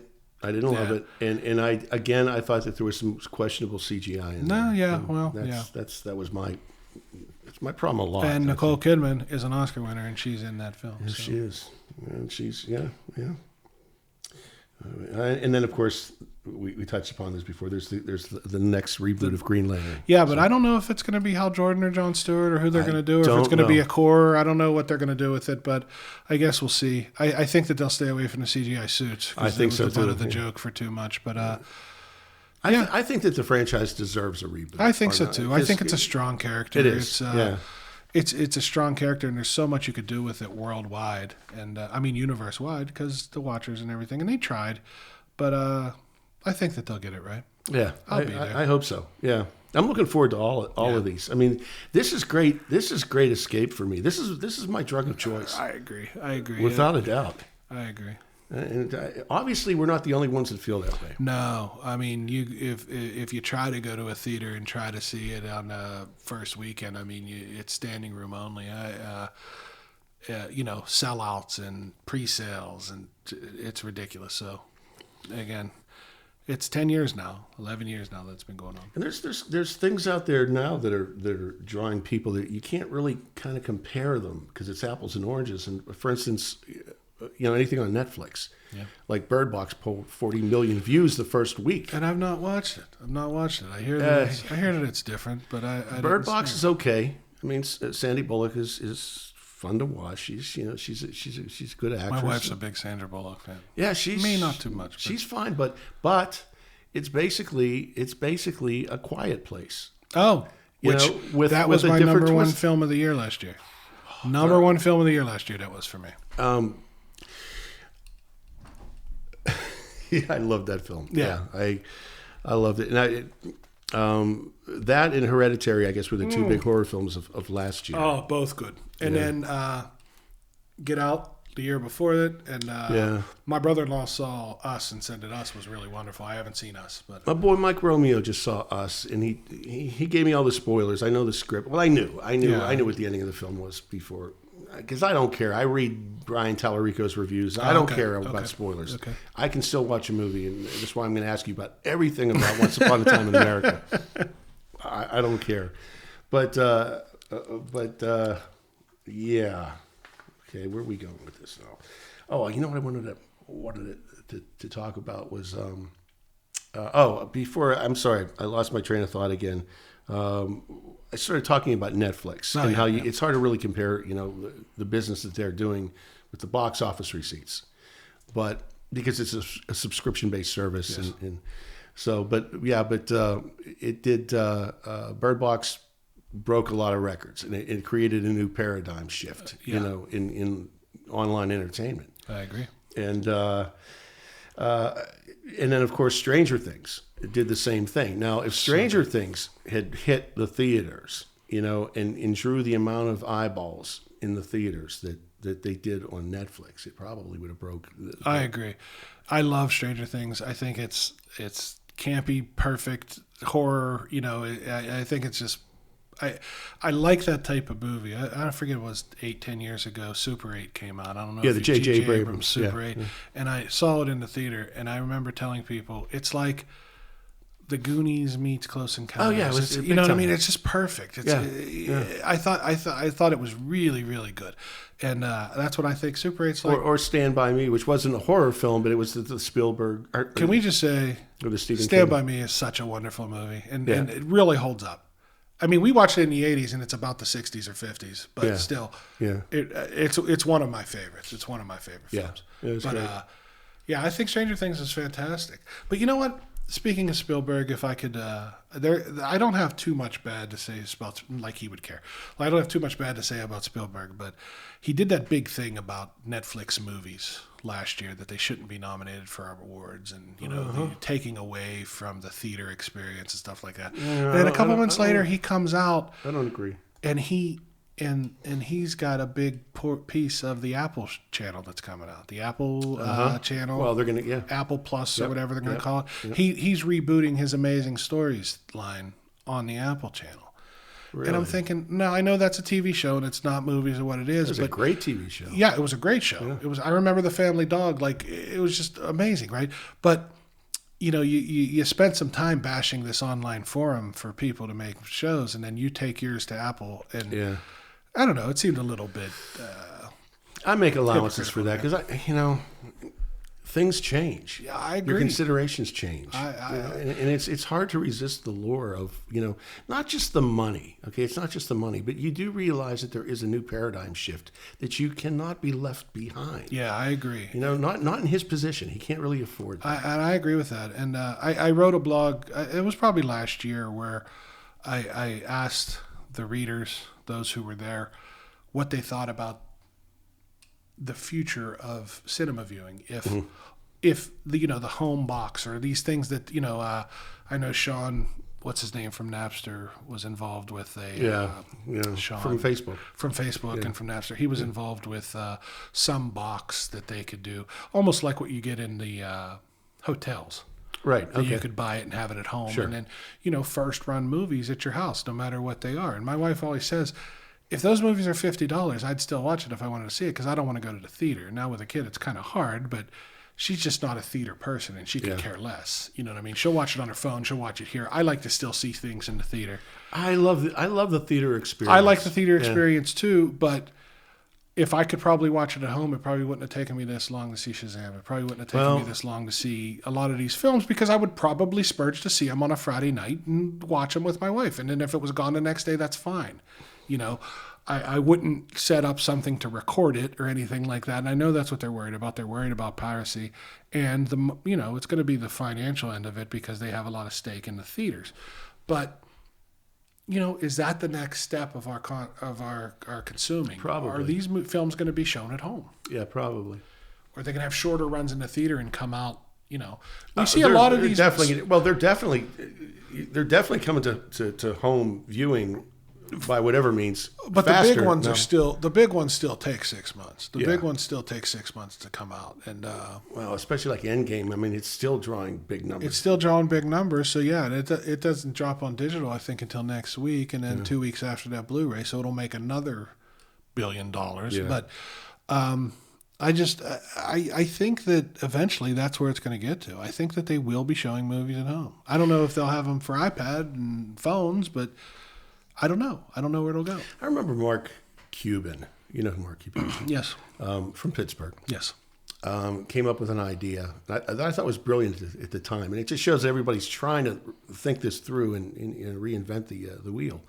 But Mark came up with the idea of, he wanted to purchase his own chain of movie theaters.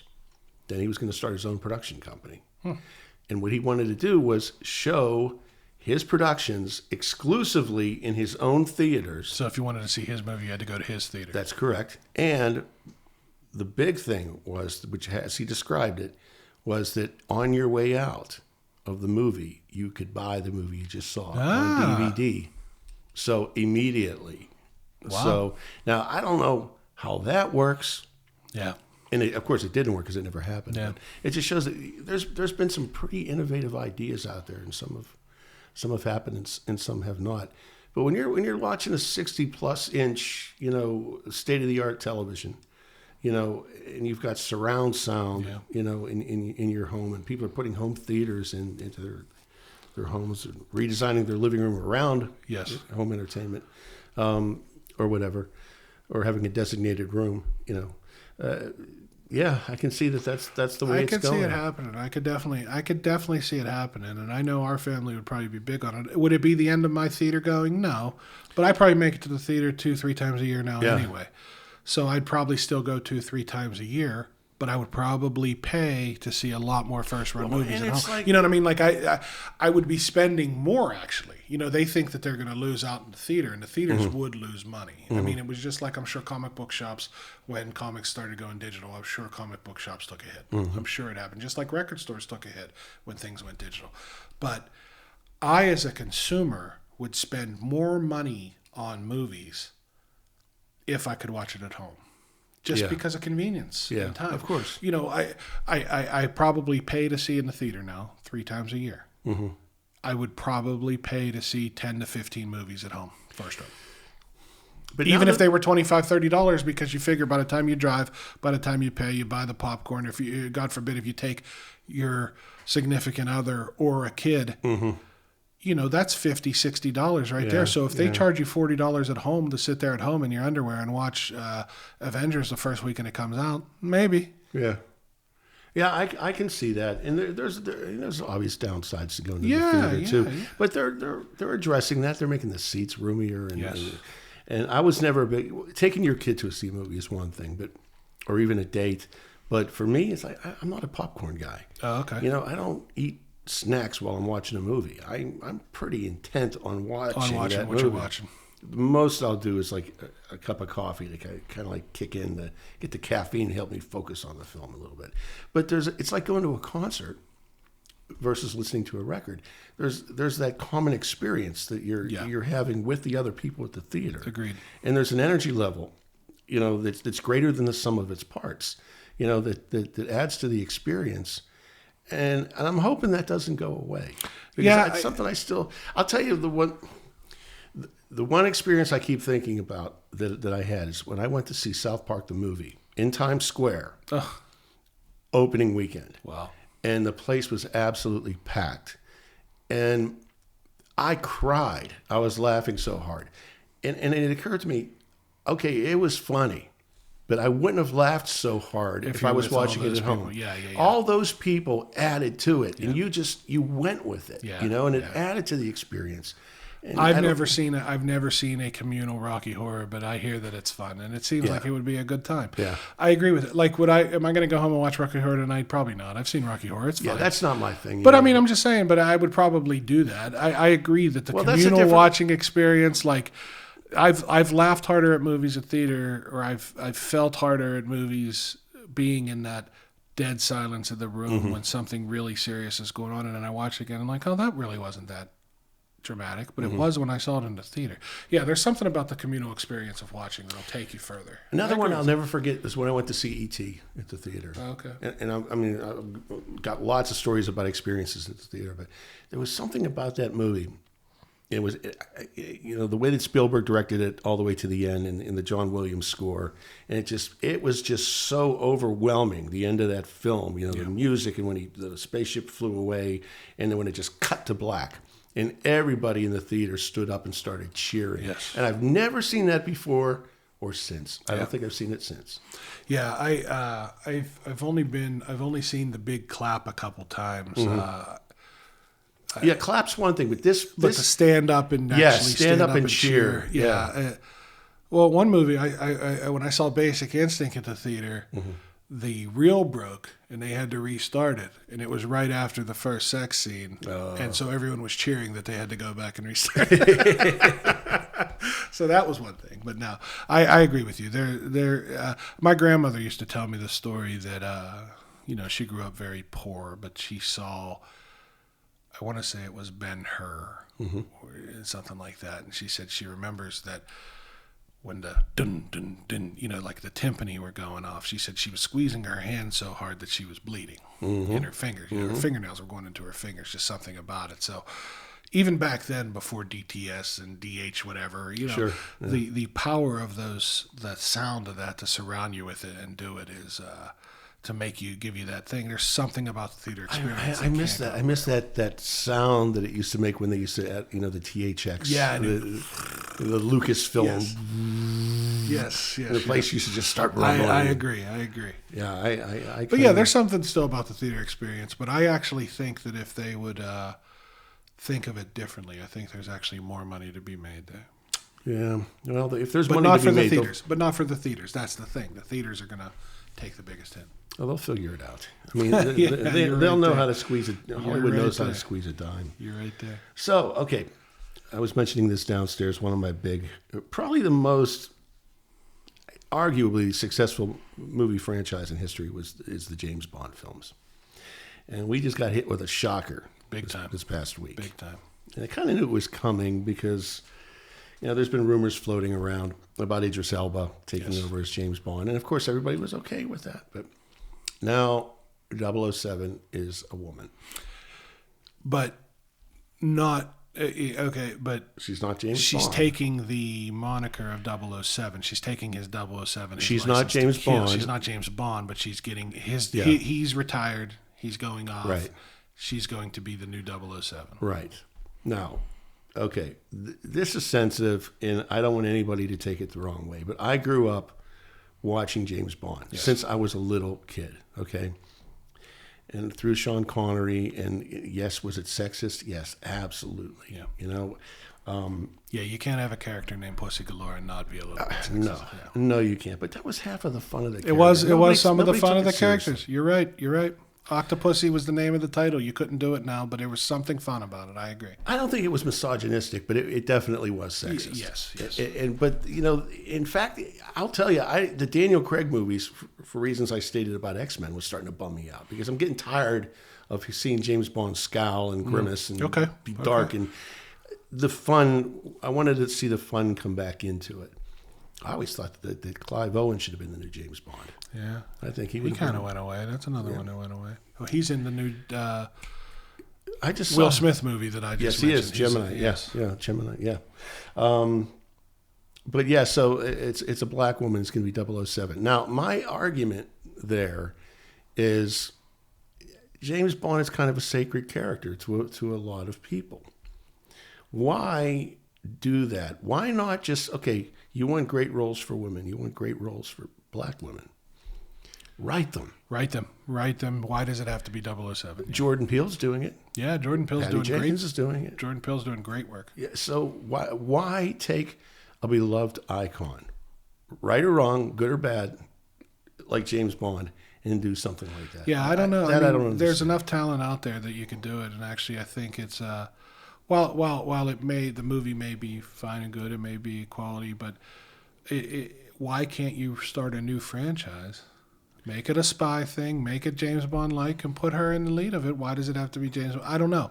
I'm going to make a confession about James Bond because I hate to keep saying that I just wrote a blog about something because, but that's why we're here talking, right? But I released one today about quirks, and I throw out some things in there that are kind of like secrets about me. Like I'm a huge movie fan, as we've been talking about here, you know that, but there's a handful of movies that I've never seen that are like sacred cows to a lot of people. I've never seen The French Connection. I've never seen Chinatown. I've never seen both.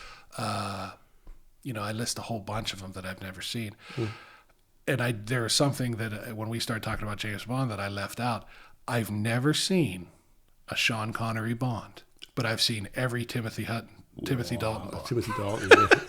Timothy Hutton is James Bond. That would be it would be something. He has an Oscar. But no, I've seen all the Timothy Dalton James Bonds, and I've seen the Daniel Craig's. I've seen a lot of the Roger Moores. I've never seen a Sean Connery Bond. What about the Pierce Brosnans? Yeah, I've seen his too. Yeah, I have. That's what I mean. I've watched them all. I've been a fan. But yeah, Connery was James Bond. I grew up with Connery. Sure. Okay. Sure. And so I'm a purist. There's no stretch there. I mean, it's yeah. And Roger Moore was less but he added serious. that camp to it. He added that campy. He went even further with the campiness than yes. they did with Connery. Dalton, I like Brosnan better than Dalton. Yeah, I agree. And I like Daniel Craig, and I saw him when I first saw him in a movie called Layer Cake. Okay. Which was, it's kind of a Guy Ritchie-esque film. Yeah. I'd say that. And Lock, Stock, and Two Smoking Barrels, Snatch type things. Yeah. I love it. I haven't seen the TV show Snatch Me yet. neither. But I don't think I want to. But Lock, Stock, and Snatch I thought were fantastic movies. Guys had some stinkers. Oh, yeah. Especially recently with the King Arthur movie and him trying to do these period things. Sherlock Holmes, I didn't. Even with Robert Downey Jr. in it, I just didn't like it. Although Downey could make things watchable. It was okay. But I think that if Guy Ritchie, who I always said was the British Tarantino, okay, if he would have just stuck to his genre, sure.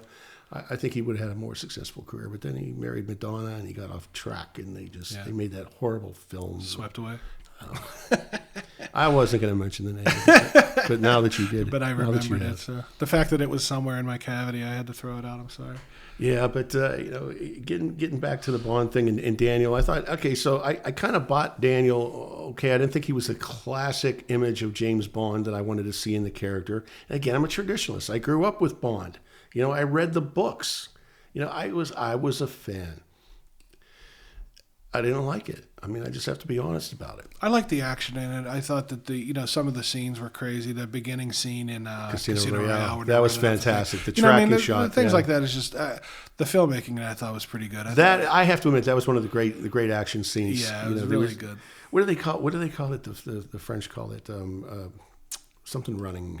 What the actor did at the beginning of that. Yeah, look, when he's going straight up the. I mean, it's like a free run type thing. It's free something. Free running. Parkour. It's free parkour, running. Free running. I think that's amazing. Yeah, athleticism in that. But I kind of agree with you that I don't understand why they have to take the character that way, because I'm guessing that Daniel Craig's James Bond is going to die in this movie. He's retired. I'm guessing something's. I mean, they killed Q in the last one, right? Or M in 2 ago. Yeah. And I'm guessing in retirement, because he's done nothing but complain about James Bond since he started making them. Yeah. So you're doing one more. It's almost like you're turning the mantle over. Okay, but I think you could probably start your own series about this girl and write a good script about it and do it. I don't get it.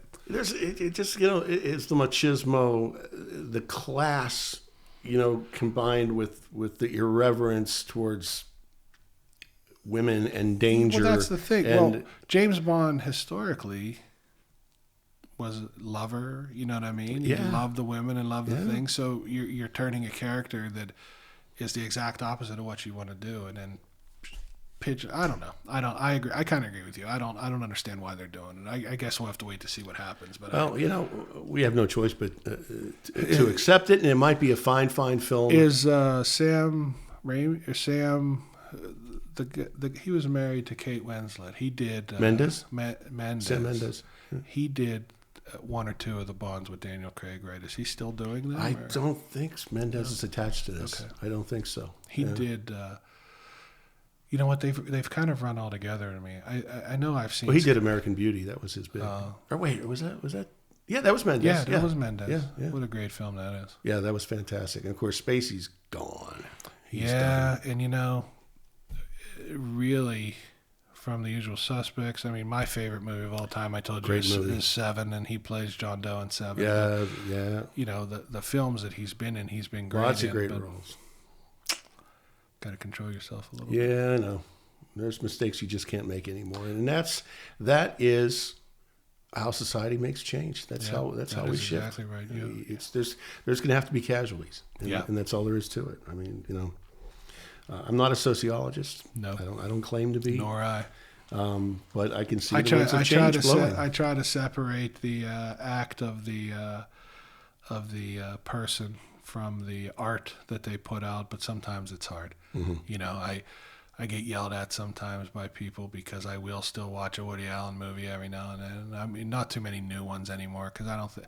Although a couple of Woody's newer ones have been okay, but I've lost track of him. Some of his classics, I'm not even going all the way back to Annie Hall. I'm even talking about somewhere in the mid '90s. There, I mean, I really liked Mighty Aphrodite. I loved Bullets Over Broadway. Mighty Aphrodite was good. Bullets Over Broadway was really funny. That was good. And but it's hard to say, hey, you want to watch a Woody Allen movie with me, because it seems like all signs point to the fact that there's a lot of things wrong with that guy. Mm-hmm. But and it's hard to But that guy, it becomes hard to separate yourself. From the movie. I had a hard time wondering what, and I know we're going to get to this, but Polanski's in this Quentin movie tonight. Really? He's mentioned. Did he come back to the U.S. to shoot No, this? I mean, he's not in it, but there's someone playing Roman Polanski in this movie. Okay. You know what I mean? Like, he's there, and he's mentioned a lot, and he's, I mean, I don't want to say that he's put into a bad light. He's not put into a great light, but he's not put into a bad light either. But,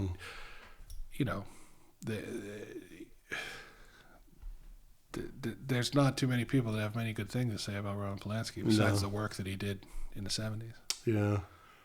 Yeah. I don't know. I know the allegations against him, and I know he can't come back to this country. No, he's, never. He's still making films, but yes. yeah. There's a price to pay. Sure. There's a price to pay, and rightfully so. If it's true, it should be paid. Look, that's what I feel. Look up. Violence towards women, and especially children, forget it. That's it. There's just agree. no tolerance. I There's agree. no room for None, tolerance. none. That's I it. agree. I agree. Done. Just done. So listen, bud, we've been going here almost 2 hours now. Oh wow! Yeah, we've been. You want burning to do a quick 10-minute take on Quentin, or let's do the thing on. Yeah, I'm gonna. I don't want to leave without that, and then I want to get back to plugging Bergner. oh, okay. And I would love to have you come in on a regular basis. I would love to do that. yeah. If you think it's good and there are people that like it, I talk about this stuff to myself when no one's around. So We might be talking to ourselves right now. more than I don't know if anyone's going to listen to I this. do that when I put something out on the blog. I'm like, well, if no one likes it, I liked it. I think we can get it out there. The problem is everybody has a podcast. Yeah. And it's like, I want to have one for Bergner. Eventually, I want to have one for Bergner. I can see you doing one for Bergner. I have some equipment and stuff like that. It's been more of a timing thing. Yeah. It's been more of a timing thing. Oh, it's so easy to do now. Yeah. And it's like radio. Yeah. You can be your own radio station now.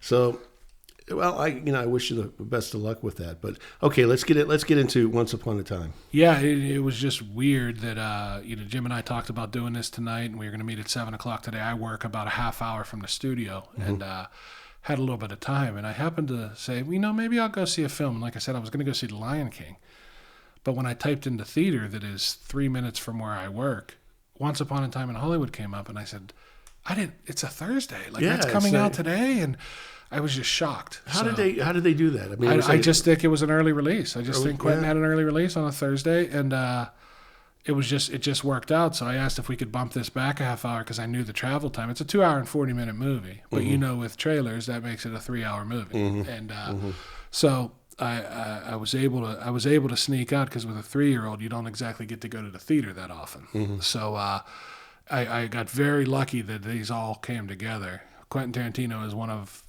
my favorite directors. Pulp Fiction is eternally in my top 5. It will never. What a leave. surprise! It will never leave. I would have loved to have been at Sundance and Cannes when they or Cannes. Yeah. Actually, when they premiered that thing and people were just like, "What the hell did we just see?" Exactly, and the nonlinear storytelling. He Yeah. he completely broke the rules. And he broke the rules, and he the way he wrote, and and in today's day and age, taking a lot of hits for the some of the language that he uses. It's so unpredictable. But it is unpredictable, and he's been known for some bloodshed and known for some things and known for stuff that's different. But it's I was really excited to see this movie because he had another great cast, and it was built around these people that were in the 60s. It takes place over the course of 3 days, not 3 days in a row, but 3 days, and around when the Manson and Sharon Manson Tate, family, Manson family, and the Manson family are in it,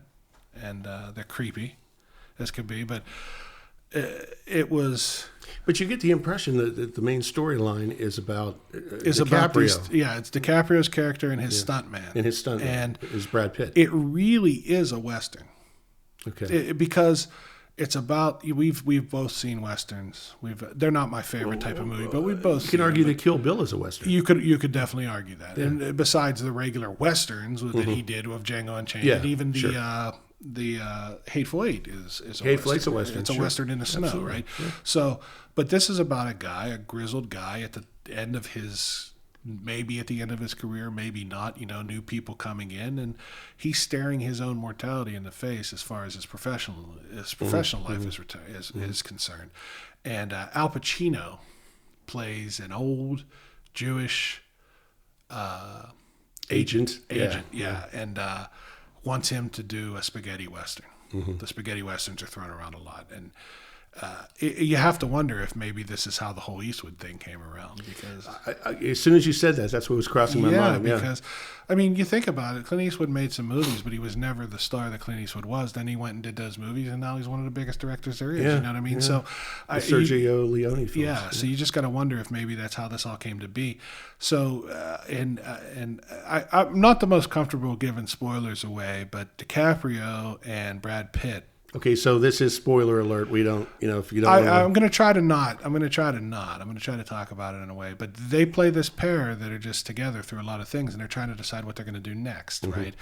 And they live next door to Sharon Tate and Roman Polanski. Right. And DiCaprio even says in one time in the movie that I live next door to the guy who made Rosemary's Baby. I'm one pool party away from being back. You know what I mean? Because that's Hollywood, right? If we make friends, all of a sudden I'm in his next film.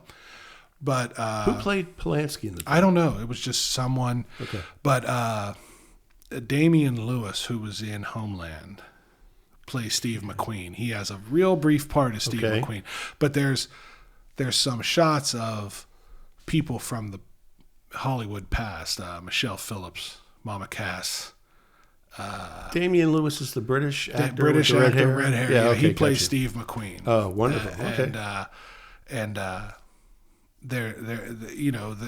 They go to a party at the Playboy Mansion. A lot of stuff. Just to interrupt, there. he was brilliant in Billions.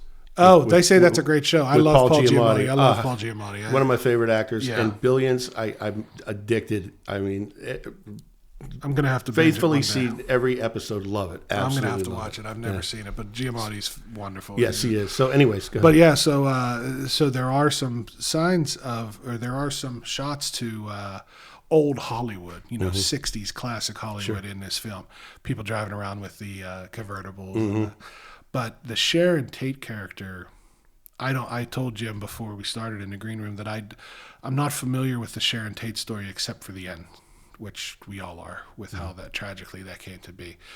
And I don't like to take movies as dogma as far as how real life happened. But if I'm going to trust anyone to give me a little bit all about old Hollywood, I'm going to trust Quentin because of how deeply he feels about old Hollywood. I'm sure that there's some things that happened in there that actually happened. And it's coming from a real place of love and respect to Yeah. what it is. Yeah. But her character in this movie just seems like someone that just loves life. She dances the whole time. She's smiling, she's happy. She goes and sees her own movie at the theater and she tells people, I'm in this movie. You know what I mean? She's excited about life. And it's just something that is just tragically ends. Well, not the movie, but Sharon Tate's life tragically ended. Although in the movie there's a flashback with Brad Pitt, because Brad Pitt's character is known around Hollywood as a stuntman. Yeah. But not a lot of people like to work with him because he's considered a wife killer. A wife killer. And there's a scene on a boat. Now, I know where I'm going with this. He killed his wife. There's a scene where it alludes to it that he killed his wife on a boat. And I thought, here you're making a movie about Sharon Tate, and you kind of throw this Natalie Wood thing. I was going to say, that's the You know Natalie what I mean? Wood, But Roberts. That's a Quentin Tarantino thing. That's the that you thing, did yeah. there, right? So, Yeah. there's if there's a spoiler there, that's a flashback. But so the idea is, am I going to continue to go around here? Am I going to go make these spaghetti westerns? Should I go do it? It's a fairy tale built around this time, but these weird people move in around town and start showing up. And, it's the Manson family. And every time they come on the screen, you're just waiting for something to happen. You know what I mean? Because you all know what happened. And it reminded me of, because they mentioned when he goes to Sharon Tate's house, he says he's looking for someone named Terry and Dennis Wilson. Now, I read... Dennis did? There was some correlation between Dennis I read a book called Brian Wilson and the Beach Boys. I forget who wrote it. I could look it up. But it's a fantastic book all about Brian Wilson and the Beach Boys. But there was a time when he lived there and he befriended this guy named Charlie. And not that they think that he was looking for Dennis Wilson, but Dennis Wilson kind of broke off their friendship very soon. Because in real life, Manson was a musician. And he wanted the Dennis Wilson to bring him along and try to make him a star like he did with the Beach Boys. Dennis Wilson was a party boy. I mean, this book makes it clear that he liked to have his fun. But I think history makes that clear. Yes, too. but not that Manson and his family was looking for Dennis Wilson there, but I don't think there was any shock that that's the house they picked. Right. That when they went there to do their thing, and unfortunately, what happened with Sharon Tate and the other people that were there, but it's a Western. I'd have to say that it's a Western that takes place in a Hollywood set that's built around a lot of Westerns. The spaghetti westerns are there. They show him filming those. The shows he on were Western. They mention Gunsmoke and Bonanza a bunch of times because those were the big shows. Yeah, they were huge. And Gunsmoke was the number one program on television for years. And years and years. Yeah. My father-in-law is a huge fan of Gunsmoke and Bonanza, and he tells me all the things about Marshall Dillon. And although, if I could tangent here, I think you and I may have talked about it. Whose book was it? Was it Greg Allman's book?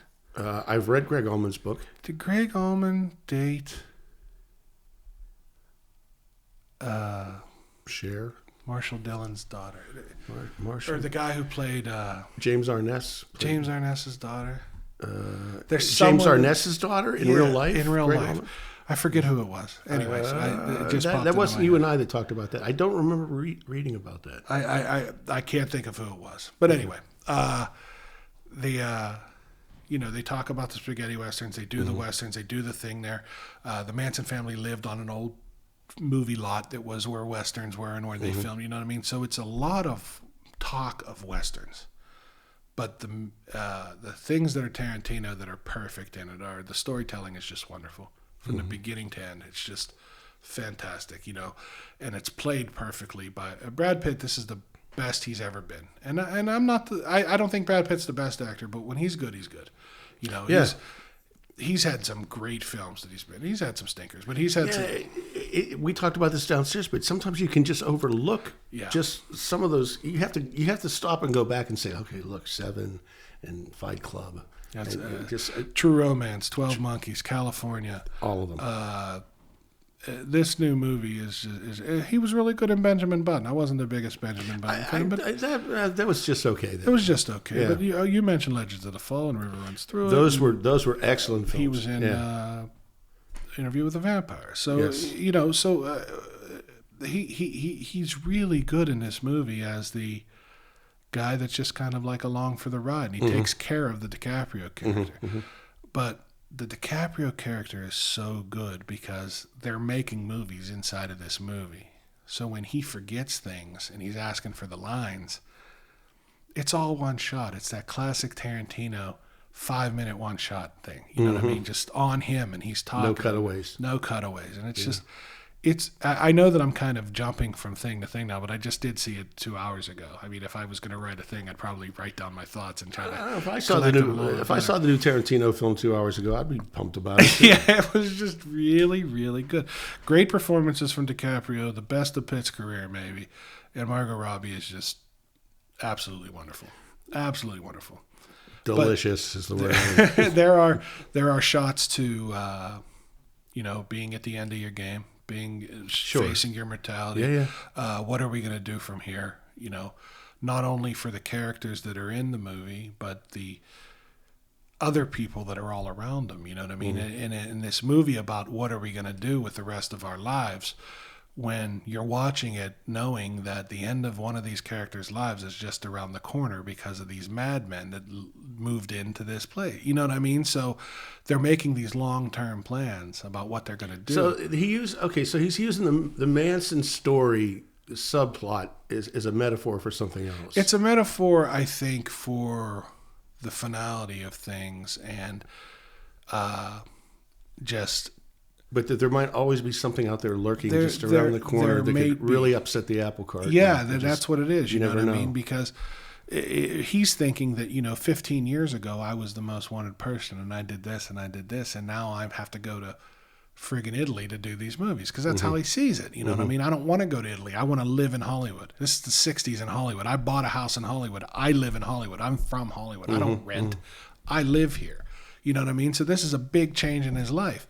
And he's seeing these young people coming up, including Sharon Tate next door. And he's looking at them and he's just wondering, they have everything in front of them. Little does he know what actually happens. Now, it's called Once Upon a Time in Hollywood. And I think Quentin Tarantino named that just to say this is a story about that time, but it's also Once Upon a Time, meaning fairy tale. Yeah. And he takes some liberties with the story, yeah. and the ending is not what you would think it would be. Okay. I'll just say that. Okay. And the ending is very Tarantino. Maybe the most Tarantino I've seen since some of the Kill Bill stuff. I mean, more brutal than maybe more brutal than some of the Django scenes. I mean, Wow. but I mean, it lasts for 3 minutes, and that's really it. But Yeah. it has that sharp, Yeah. dialogue. Yeah. The great dialogue between people where they just. I don't know. I think Tarantino's a genius, and he said he only got one more movie to do, and I'll be sad to see it go. I don't know about it. He said he's going to do Star Trek, a Tarantino Star Trek movie. I don't know. I don't know either. I don't want to see him go. Steven Soderbergh has never been busier since he retired. So, Yeah, he's another one. That's an interesting story there but too. yeah, Yeah. I think that what I'm trying to get at, I'm talking in a lot of circles because I don't want to give too much away because it's been out for like 10 hours, right? Yeah. But I think that it's something that Tarantino fans will like. And they say it was shot in 35 millimeter. I mean, the pictures, it's got that classic close-ups on a lot of people, the pull-aways. Yeah, the you're long wondering what lens, you're looking at. You know what I mean? You don't know what you're seeing. It's got the. Well, was it pictures. shot in 35 or was 30 it shot in 70 millimeter or I something? think larger? 35. I think I read that Roper said it was 35. I could be wrong. So it wasn't shot digitally. It was shot on film. Shot on film. Okay. Shot on film. And he the Pacino character to me is kind of embodies what you would hear about Quentin Tarantino talking to a lot of people to get him to make these films. Like he talks about, I was sitting in my home watching the original print of your movie, That's what he did to John Travolta. They said that's the story is when he went to talk to him about being in Pulp Fiction. The story is that he took over his own boxed edition of the Welcome Back Kotter game, right? I think they played it together. Was it Welcome Back Kotter? Yeah, it was another a story. board game. There was another story I just heard where Brad Pitt brought over a movie, and I know him and what Brad. was the story? Oh, I just heard this.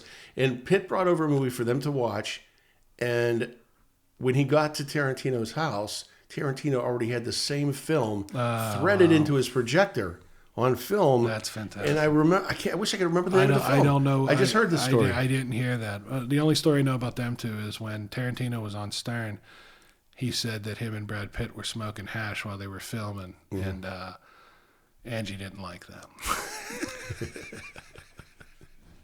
But I don't particularly care for Angie. well, when she was good in her movie, she was good. I have to say that There were good films. she seems to be very smart, and she seems bet to she be is. her talent seems, even though she has an Oscar, her talent seems to be in what she's doing now, which is international, refugee and Yeah, oh yeah, well that's that seems to be her passion now. completely honorable endeavor. Yeah. I can't recommend Once Upon a Time in Hollywood enough. I'm sorry that I'm not more coherent in my review, but I will just say that the performances are fantastic, and you also have the some classic Tarantino cameos come back. Bruce Dern is in it for a short time. Lena Dunham makes a short appearance. I know this is like her first, but Yeah, that's the first. Zoe Bell, Kurt Russell. There is a fabulous flashback scene with Brad Pitt and Bruce Lee. I mean, it's just it's hilarious. It is laugh out loud funny. And the Zoe thing's interesting too because she is a stunt person. She's a stunt person, yes, and that's why the Death Proof. She did all those stunts that were in there. So but she's in it. She doesn't do any stunts in this one, but Brad Pitt's the stunt man. Yeah. But he has a great scene. But I love what the way you're describing it. And this is the first time I'm hearing about some of these subplots and these stories. Because you can't remember them all. That's a Tarantino flick, right? But he's taking other classic stories from Hollywood and weaving them into this story. And you could tell. I don't want to call it a postcard doll to Hollywood. I think that's kind of cliched when you see stuff like a postcard to New York, postcard to Paris. But there are scenes when all the neon lights are coming on around Hollywood Strip. There are times when they're riding down the strip and it's just the lights of L.A. I'm sure that he went to meticulous, lengths to make sure that everything was right. There are tons of billboards with old movies that are playing it. Oh yeah. I believe now. Like I said, I don't know much about Sharon Tate, but the movie she went to see was her and Dean Martin in a movie. Okay, I don't remember. I'm guessing it's a real movie because I think that they actually used the real footage. It wasn't Sharon Tate CGI put into the film. So it was actually It was Sharon actually Tate. Sharon. In the movie. It wasn't Margot Robbie put into the Sharon Tate role. You know, where they kind of CGI that in. I believe she was actually watching the movie with the real Sharon Tate, which I thought was a really nice throwback to people like me who've never seen it. That is. Let's see if we can see. The Wrecking Crew? Wrecking Crew, that is what it was called. Because when I saw it, I thought of the backing band when I first saw the thing. I'm like, oh, cool. Oh, the Wrecking Crew, the classic. Oh. But, yeah, so she went to see that at the theater, and I believe that she was actually watching herself, not watching herself in the movie. I think it was the actual footage of Sharon Tate in the movie. So I'll tell you, Sharon actually, you know, you look at some of those photos of her, she rivals the beauty of Margot herself. yes, Yeah, and just perfect but casting. like I said, someone who Such a sad story. yeah, such a sad story, and there's a interesting way of the way people look at things. When Steve McQueen's talking, he's describing kind of Sharon Tate's history with a couple of the guys that were at the party they were at, and he says, "I never had a chance." You know what I mean? Like, I never had a chance. Yeah, I did this, but then later on, someone asked Leonardo DiCaprio's character, "I heard you were up for the role that McQueen got in The Great Escape." And they were kind of showing DiCaprio in that role in The Great Escape. And then DiCaprio tells a story, and he's like, "I never had a chance." So on the one hand, you have this guy that's looking at Sharon Tate and saying, "I never had a chance." I gotcha. But on the other hand, you had DiCaprio's character looking at McQueen and the saying, "I classic just role, never had a chance." yeah, You know yeah. what I mean? So I guess it's the way things are prioritized and the Yeah. way people go. But Yeah. I just think that, I don't know. I hate to sound like a Tarantino fanboy, but that's what I am. And I could also admit when I don't like one of his films. Like, I wasn't the biggest fan of Inglourious Basterds. I didn't think No. it was that great. No. I mean, it was good enough to watch. And I mean, he makes a comment in this movie here that DiCaprio's character hated being in Italy because in the spaghetti westerns, they made people speak in the actual language that they spoke in, and he couldn't understand them. Right. Well, in this movie here, he brings back an Italian wife, and she speaks Italian the whole time, so he can't understand it. So, you know, That's funny. he's doing the same thing that I he's get it, pointing yeah. out as a problem. So I think that he probably had a lot of fun with it. And, you know, after his last couple movies that were so serious and so vicious. I mean, Hateful Eight is vicious. Django Unchained is one of the most vicious movies I've Yeah, seen. yeah. Inglourious Basterds is not exactly a fun movie to watch. You could tell, even though he had a dark subplot to this movie with the Sharon Tate murders and the Charlie Manson, that he had fun with this one. Right. Well, okay, so it comes- he established a precedent with Inglourious Basterds, though, by taking history and reshaping it the way he Reshaping wanted it the way he be. wanted to. He wanted the way to come out like that. You know, same thing with Django Unchained. He wanted the big turnaround at the end, and he wanted this guy to get revenge. Yeah, and yeah. that's the way he wanted it to be. And But they're basically taking real historical characters and historical- changing yes. history, you know, and Yes. and that's a Tarantinoism, just the way that the nonlinear storytelling was in the early days with Reservoir Dogs and I agree. And Pulp Fiction. a small part of me, when I was watching the movie, and I told you this downstairs, I felt that I think some people will have a problem with the film because it doesn't end the way you think it's going to. So I think that they may think that he was, you know, the whole like whitewashing what happened with Sharon Tate and Charlie Manson, but that wasn't the story he was telling. You know what I mean? He changed this historical thing to this fairy tale ending of it, and we all know what actually happened. It was not fun. Well, but there is that revenge factor in here. I can see, and I haven't seen the film, and I'm hearing about this the first time. I can see that the mere fact that he's changing the ending to give it the fairy tale ending as a metaphor in itself. Yes, I agree with that. And it's once upon a time in Hollywood, and it's got to end that way. Right. But it also, we talked about the music. And Hollywood keeps its secrets. Yes, sometimes, it does. you know? It does. So this movie definitely has the music flair. There were some things that I was shazamming on my phone while I was listening to it, because some things I never knew that Jose Feliciano had a version of California Dreamin' out there. I guess I should have known. He always had songs of everything else, but it fit the right. Well, Jose made his living doing cover songs. Yeah. But you know, you see Mama Cass and you see all this stuff going on and all the things are going on, and then you hear California Dreamin' and you're like, wait a second, I've never heard this version before. And it just hit. It was the right song at the right time. And a lot of Paul Revere narrators. I think there was Tarantino's got a knack for the music. I trust him. Forget it. I mean, he how many can you separate? Okay, when you hear Steelers Wheel, No. you know, can you separate that from the visuals? No. Never. From Reservoir Dogs. You Never. can't. You can't.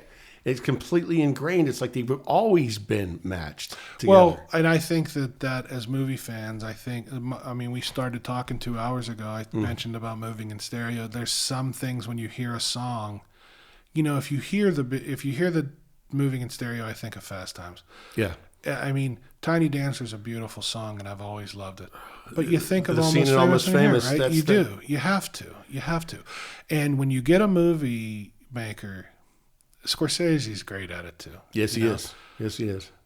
You know, Layla is a classic. It's an all-time classic, but you think of it as the song from Goodfellas, Goodfellas, right? yeah. You do. It's just when you have a guy that cares, and they care that much about their movies to make sure that not only everything look right, not only that everything, all the words are right, but they want to make sure that the soundtrack's right, and they go and get it. And I think that, you know, you hear Stuck in the Middle with You, you think Michael Madsen. Michael Madsen makes an appearance in this movie. Does he? Yeah. Good for him. He does. Good for him. Yeah, that's a love letter to the music, you know, from Tarantino too. I think so. And obviously he wanted to push Paul Revere and Raiders. So I think it'll be interesting to see here in a couple weeks if iTunes has a big jump in Paul Revere and the Raiders. Oh, I guarantee it. Oh, I can guarantee has it. to. It has to. Just like Lamal, the never-ending story. You know, after Stranger Things, you know, it's like boom. Or Journey. After the final episode of Sopranos. Yeah. Still one of the most downloaded songs ever on it. It was the most downloaded song in history. I don't know if it still is, but In the never-ending story thing about Stranger Things, that was never one of my favorite songs from the '80s. But that whole scene brought tears to my eyes great. when I watched it. It was perfect. It was actually perfect. It was. Yeah. I would have stood up and clapped. I think I did. It was completely manipulative, and I knew I was being manipulated. But I'm like, yes, give me more. I don't care. But yeah, classic Tarantino, best movie he's made in a long time. I'm glad to hear that. I think that we'll see some award talk. I know we're still in the summer and it's early for the awards, but you know, who knows? Maybe it comes out on digital sometime in November, and all of a sudden more people are seeing it and it gets more votes. I don't know, but I think that it's wonderful, and I think that you and I mentioned the controversy with people complaining about Margot Robbie not having lines, not having a big enough not part, having a big enough part. Mm-hmm.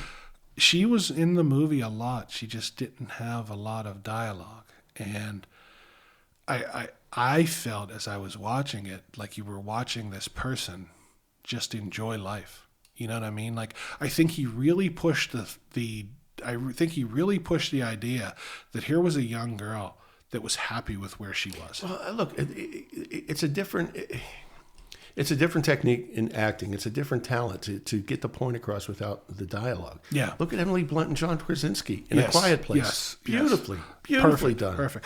And, you know, I didn't realize until after I read it, much years later, that in Castaway, they never go back to the homeland after Tom Hanks gets on the island. So you have over 2 hours of him on that island, just him and that ball. Yes. And I didn't realize it. Oh, you mean cutting back to what's going on? Back in the meanwhile, States. back in the ranch, you know, they don't. Yeah. It's just him doing that, and I think that Tarantino was in a way showing this, instead of putting her in situations maybe the dialogue didn't work, or someone's going to say that never happened. I mean, because she's a real person. Well, she's a real person. Look, there's a mystique around the Sharon Tate character, so he's this is an analogy. You know, this is he recreates that mystique. Yeah, and I think so. And to me, and I'm not saying this because I love his filmmaking so much, but it worked because I really got it. I got it more from watching her go there and be happy, and just her facial expressions where she's confused and wondering if other people are going to like it. Then she smiles. You know what I mean? And you're like, that's a girl. And maybe it's because you know the end that she met, but it worked for me that he didn't have to put her in any situations to tell you Right. that she was all right. Right. You could tell from watching this movie that here's a girl that loved where she was at. Mm-hmm. She loved her friends. She was with her husband. She loved what she was doing. She was going to be a big star. She was perfect. Can't wait to see it. Yeah, I think that I can't recommend it enough, and I really hope that you agree with me when you see it. I'm glad that I liked it. You know when you got to leave a movie and you say, Yeah. "Oh, I'm glad I liked it." Yes. Because Yeah. sometimes when relieved, you yeah. build movies up in your mind, Sure. they can not deliver. And there's a lot of that because there's so much pre-hype now Yeah. for the bigger films. But I didn't see too many trailers for this, and the trailers didn't give too much away. Mm-hmm. So, but Good. yeah, it's definitely like I said, it takes place over 3 days. If I'm giving it a grade, I'm giving it an A. Wonderful. Well, as we wrap it up, tell us a little bit more about Berg Nerd again. Berg Nerd, www.bergnerd.com. That's BURGHNERD, all one word. Mm-hmm. And it's just, we call it all things pop culture. It's just it's a group of friends writing some things. I try to put out about one blog a day. We are Berg Nerd on Twitter. We're Berg Nerd on Facebook. We're Berg Nerd on Instagram. Somehow I got a name that I was able to grab the name for everything. It's great branding. I love it. I joke with some people sometimes because I still do Facebook and I still do Twitter and I still do stuff like that. But two of my guys that write for me, Josh and Chuck, they do great work. Neither of them are on social media. Really? So Good for them. But they aren't. They don't. But they write some really great stuff. And the thing is, we don't like set out. Sometimes we'll say to each other, "This is a good story here." Josh just wrote a 3-part thing about the moon landing because he loves Right. NASA. He's loved it Sure. since he was a kid. Yeah, And me too. I said to him when the anniversary was coming up, I said, I'd like to see some articles. And he said, I'm working on this one about the computer. And he told me something about one of the original computers are mining Bitcoin now or something like that. Someone bought it. And he just had all these great things because that's interesting to him. So I tell these guys, if it's interesting to you, put it out there. Yeah. We're not going to like everything that there is. Right. Chuck and I were texting one day. We text odd things back to each other. Like I'll text him and he'll write me back, "What's your favorite Motley Crue song?" It breaks up the day, right? So I say to him one day, "Sammy or Dave?" And he says, "I really consider Van Halen to be 2 separate bands. Yeah. And I don't even consider Gary Cherone. I actually consider them to be 2 separate bands, not even the same band." Can you imagine if Patti Smythe had actually joined the band? Yeah, really. So I say to him, "Chuck, that sounds like a good article." 5 minutes later, my email rings, and there's his article about Van Halen and how he thinks them are 2 different bands. That's great. That's the spontaneity. It's the conversation. It's kind of like what you're doing here. I want to put it out there, and I want to say some stuff. I wrote a story today about my quirks and all the things that I haven't done or haven't seen. And, yesterday I wrote about what happened to these actors. I do top 10. I love top 5s. High Fidelity is one of my favorite movies, and he, top 5s is his thing. Top 5 favorite this, top 5 favorite that, Yeah. And I've done a lot of top 5s. I haven't done them in a while, but I did top 5 comic book, worst comic book movies, top 5 most annoying things in comic book films. On the About Us page, we all have our top 5 films, our top 5 comic book characters, our top 5 TV shows. You know what I mean? I think that's a good conversation starter. To me, it's fun. And I don't, I started this new thing. I've done 14 or 15 weeks now. I started at the beginning of the year where I'm doing Music Mondays. And every Monday I highlight a different era of music. And I try to get across why it's the greatest era of all time. I may not believe that classic country is the greatest era of all time, but someone does. Sure. And, and it's a lot different. So I started at the crooners, and then I went through the oldies, 70s classic rock, which happened to hit around the same time the DVE brought back their Memorial Day 500 this year. So it was a nice coincidence. This past week, I did 80s rap. The week before that was I saw that 80s pop. Yeah. You know, in the next couple of weeks, I already wrote one about new wave. That's next week, and then I'll do hair. on your 80s rap, did you do a tip of the hat to Curtis Blow? Yes, Curtis Blow, The Breaks is mentioned in there. Well, Curtis Blow was Sugar one Hill of the Gang. originals. Yeah. Sugar Hill Gang, that was New York. Sugar Hill Gang, Grandmaster Flash, Sure. and Curtis Grandmaster Blow. So Flash, those yeah. were the Run DMC. Yes, and then all Later. from Queens. Yeah. It was Run DMC and LL Cool J were both from Homeless Queens, and then the Beastie Boys came out right after that. And From Brooklyn. I mentioned in the article that not bringing race into it, but the Beastie Boys being three white guys made it safe for record companies to play their music because they looked like that. Yeah, and they started as a punk band. Yeah, they started as a punk band, so they had that edge to them. But, you know, so next week I'll do new wave, then I'll do hair metal, then I'll do 80s thrash, and I'll just go up through it. And, I mean, some of my posts and our posts get 2 reads. I wrote one right after the Women's World Cup. I'm a big Women's World Cup fan. I'm a big soccer fan. That's my favorite sport. I watch a lot of It's a great soccer. sport. And after it ended, I wrote an article called The World's Best because I felt that the message kind of went away of them winning this world championship because of all the political things that went into it. I just think that there's too much made out of it, you know, because someone that finally has a spotlight on them decides to say something, and then we're going to root against them then they shouldn't wear the whatever. But, you know, I'm a father of a 3-year-old girl, and I would much rather my daughter look up to Great role models. Megan Rapinoe Yeah, or Alex sure. Morgan or Serena Williams, Sure. or Ellen Adeladon, who plays in the WNBA. Who's the new tennis phenom that beat? The girl from Peters Township, or the girl that Kabu? She's 15 years old. Yes, that's her. Yeah, I can't remember her name, but she had a great run in Wimbledon. Yeah. I would much rather my daughter look up to one of them for perseverance, for body image, for everything than some vapid TV reality star. I'm sorry, I would. I mean, there's a lot of people out there that say things about Serena Williams and the way she's built. This is a girl who's a mother who doesn't have your classic long leg. She's muscular. She's the best tennis player to ever play the game. And I'm not saying, I didn't say women's tennis player. She's the best tennis player in her sport. Why shouldn't my daughter look up to her? Because she's not got that classic look about her. I mean, she's a beautiful girl. She's strong. She's the best. That's what I tried to get across. That article was read over 400 times. Wow. People read it.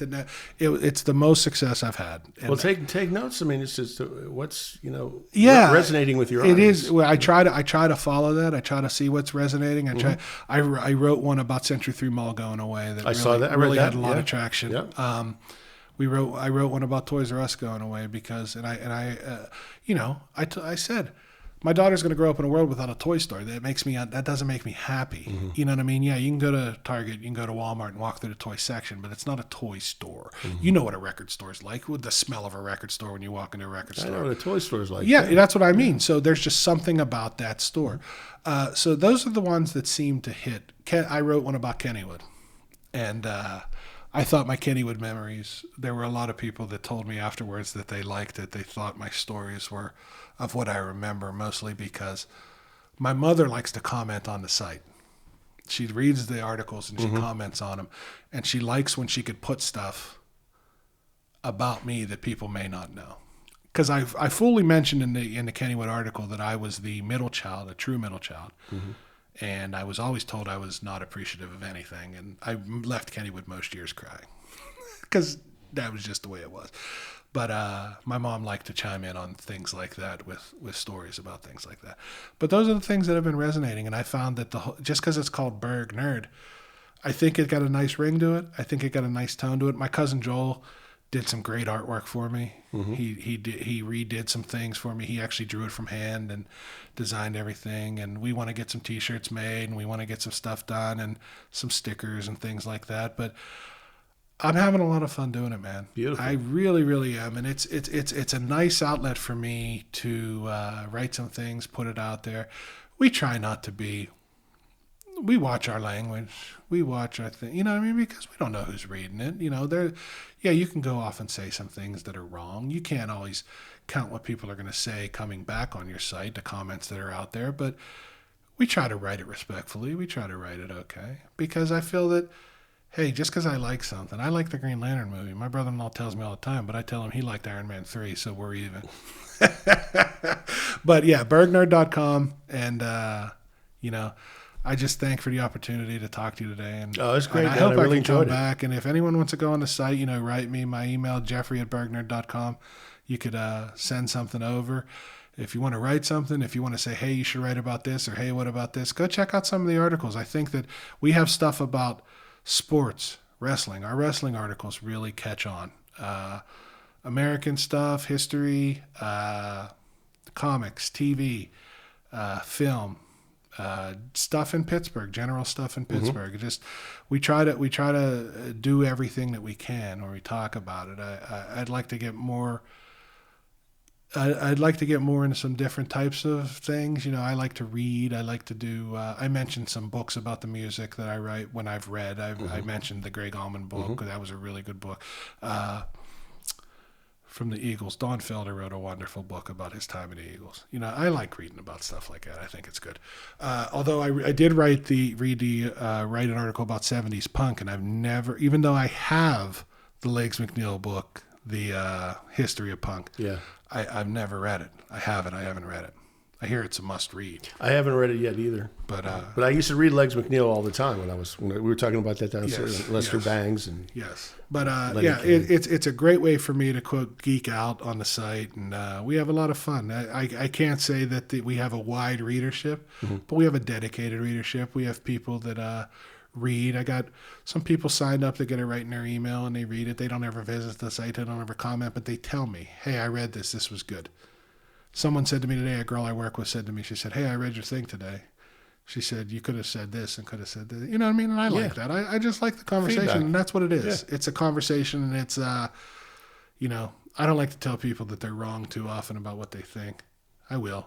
But they're my opinion, or they're my friends' opinions, and Chuck has 2 articles back right now. I have one about creme brulee and one about luxury watches that I haven't printed yet. I'm trying to find a way to stuff them in. So Chuck writes about whatever he can. Yeah, you guys are firing on all cylinders. Well, there. you know what I mean? If something pops into their head, I want them to write it. That's what it is. I want them to do it. So bergnerd.com. Come check us out. Have fun. Sounds great, Jeff. Thanks so much for coming. I know you came all the way up from Washington, PA. It was a pretty good drive. Thanks, Jim. It's a pleasure, and I hope to come back sometime. We're definitely going to have you again back.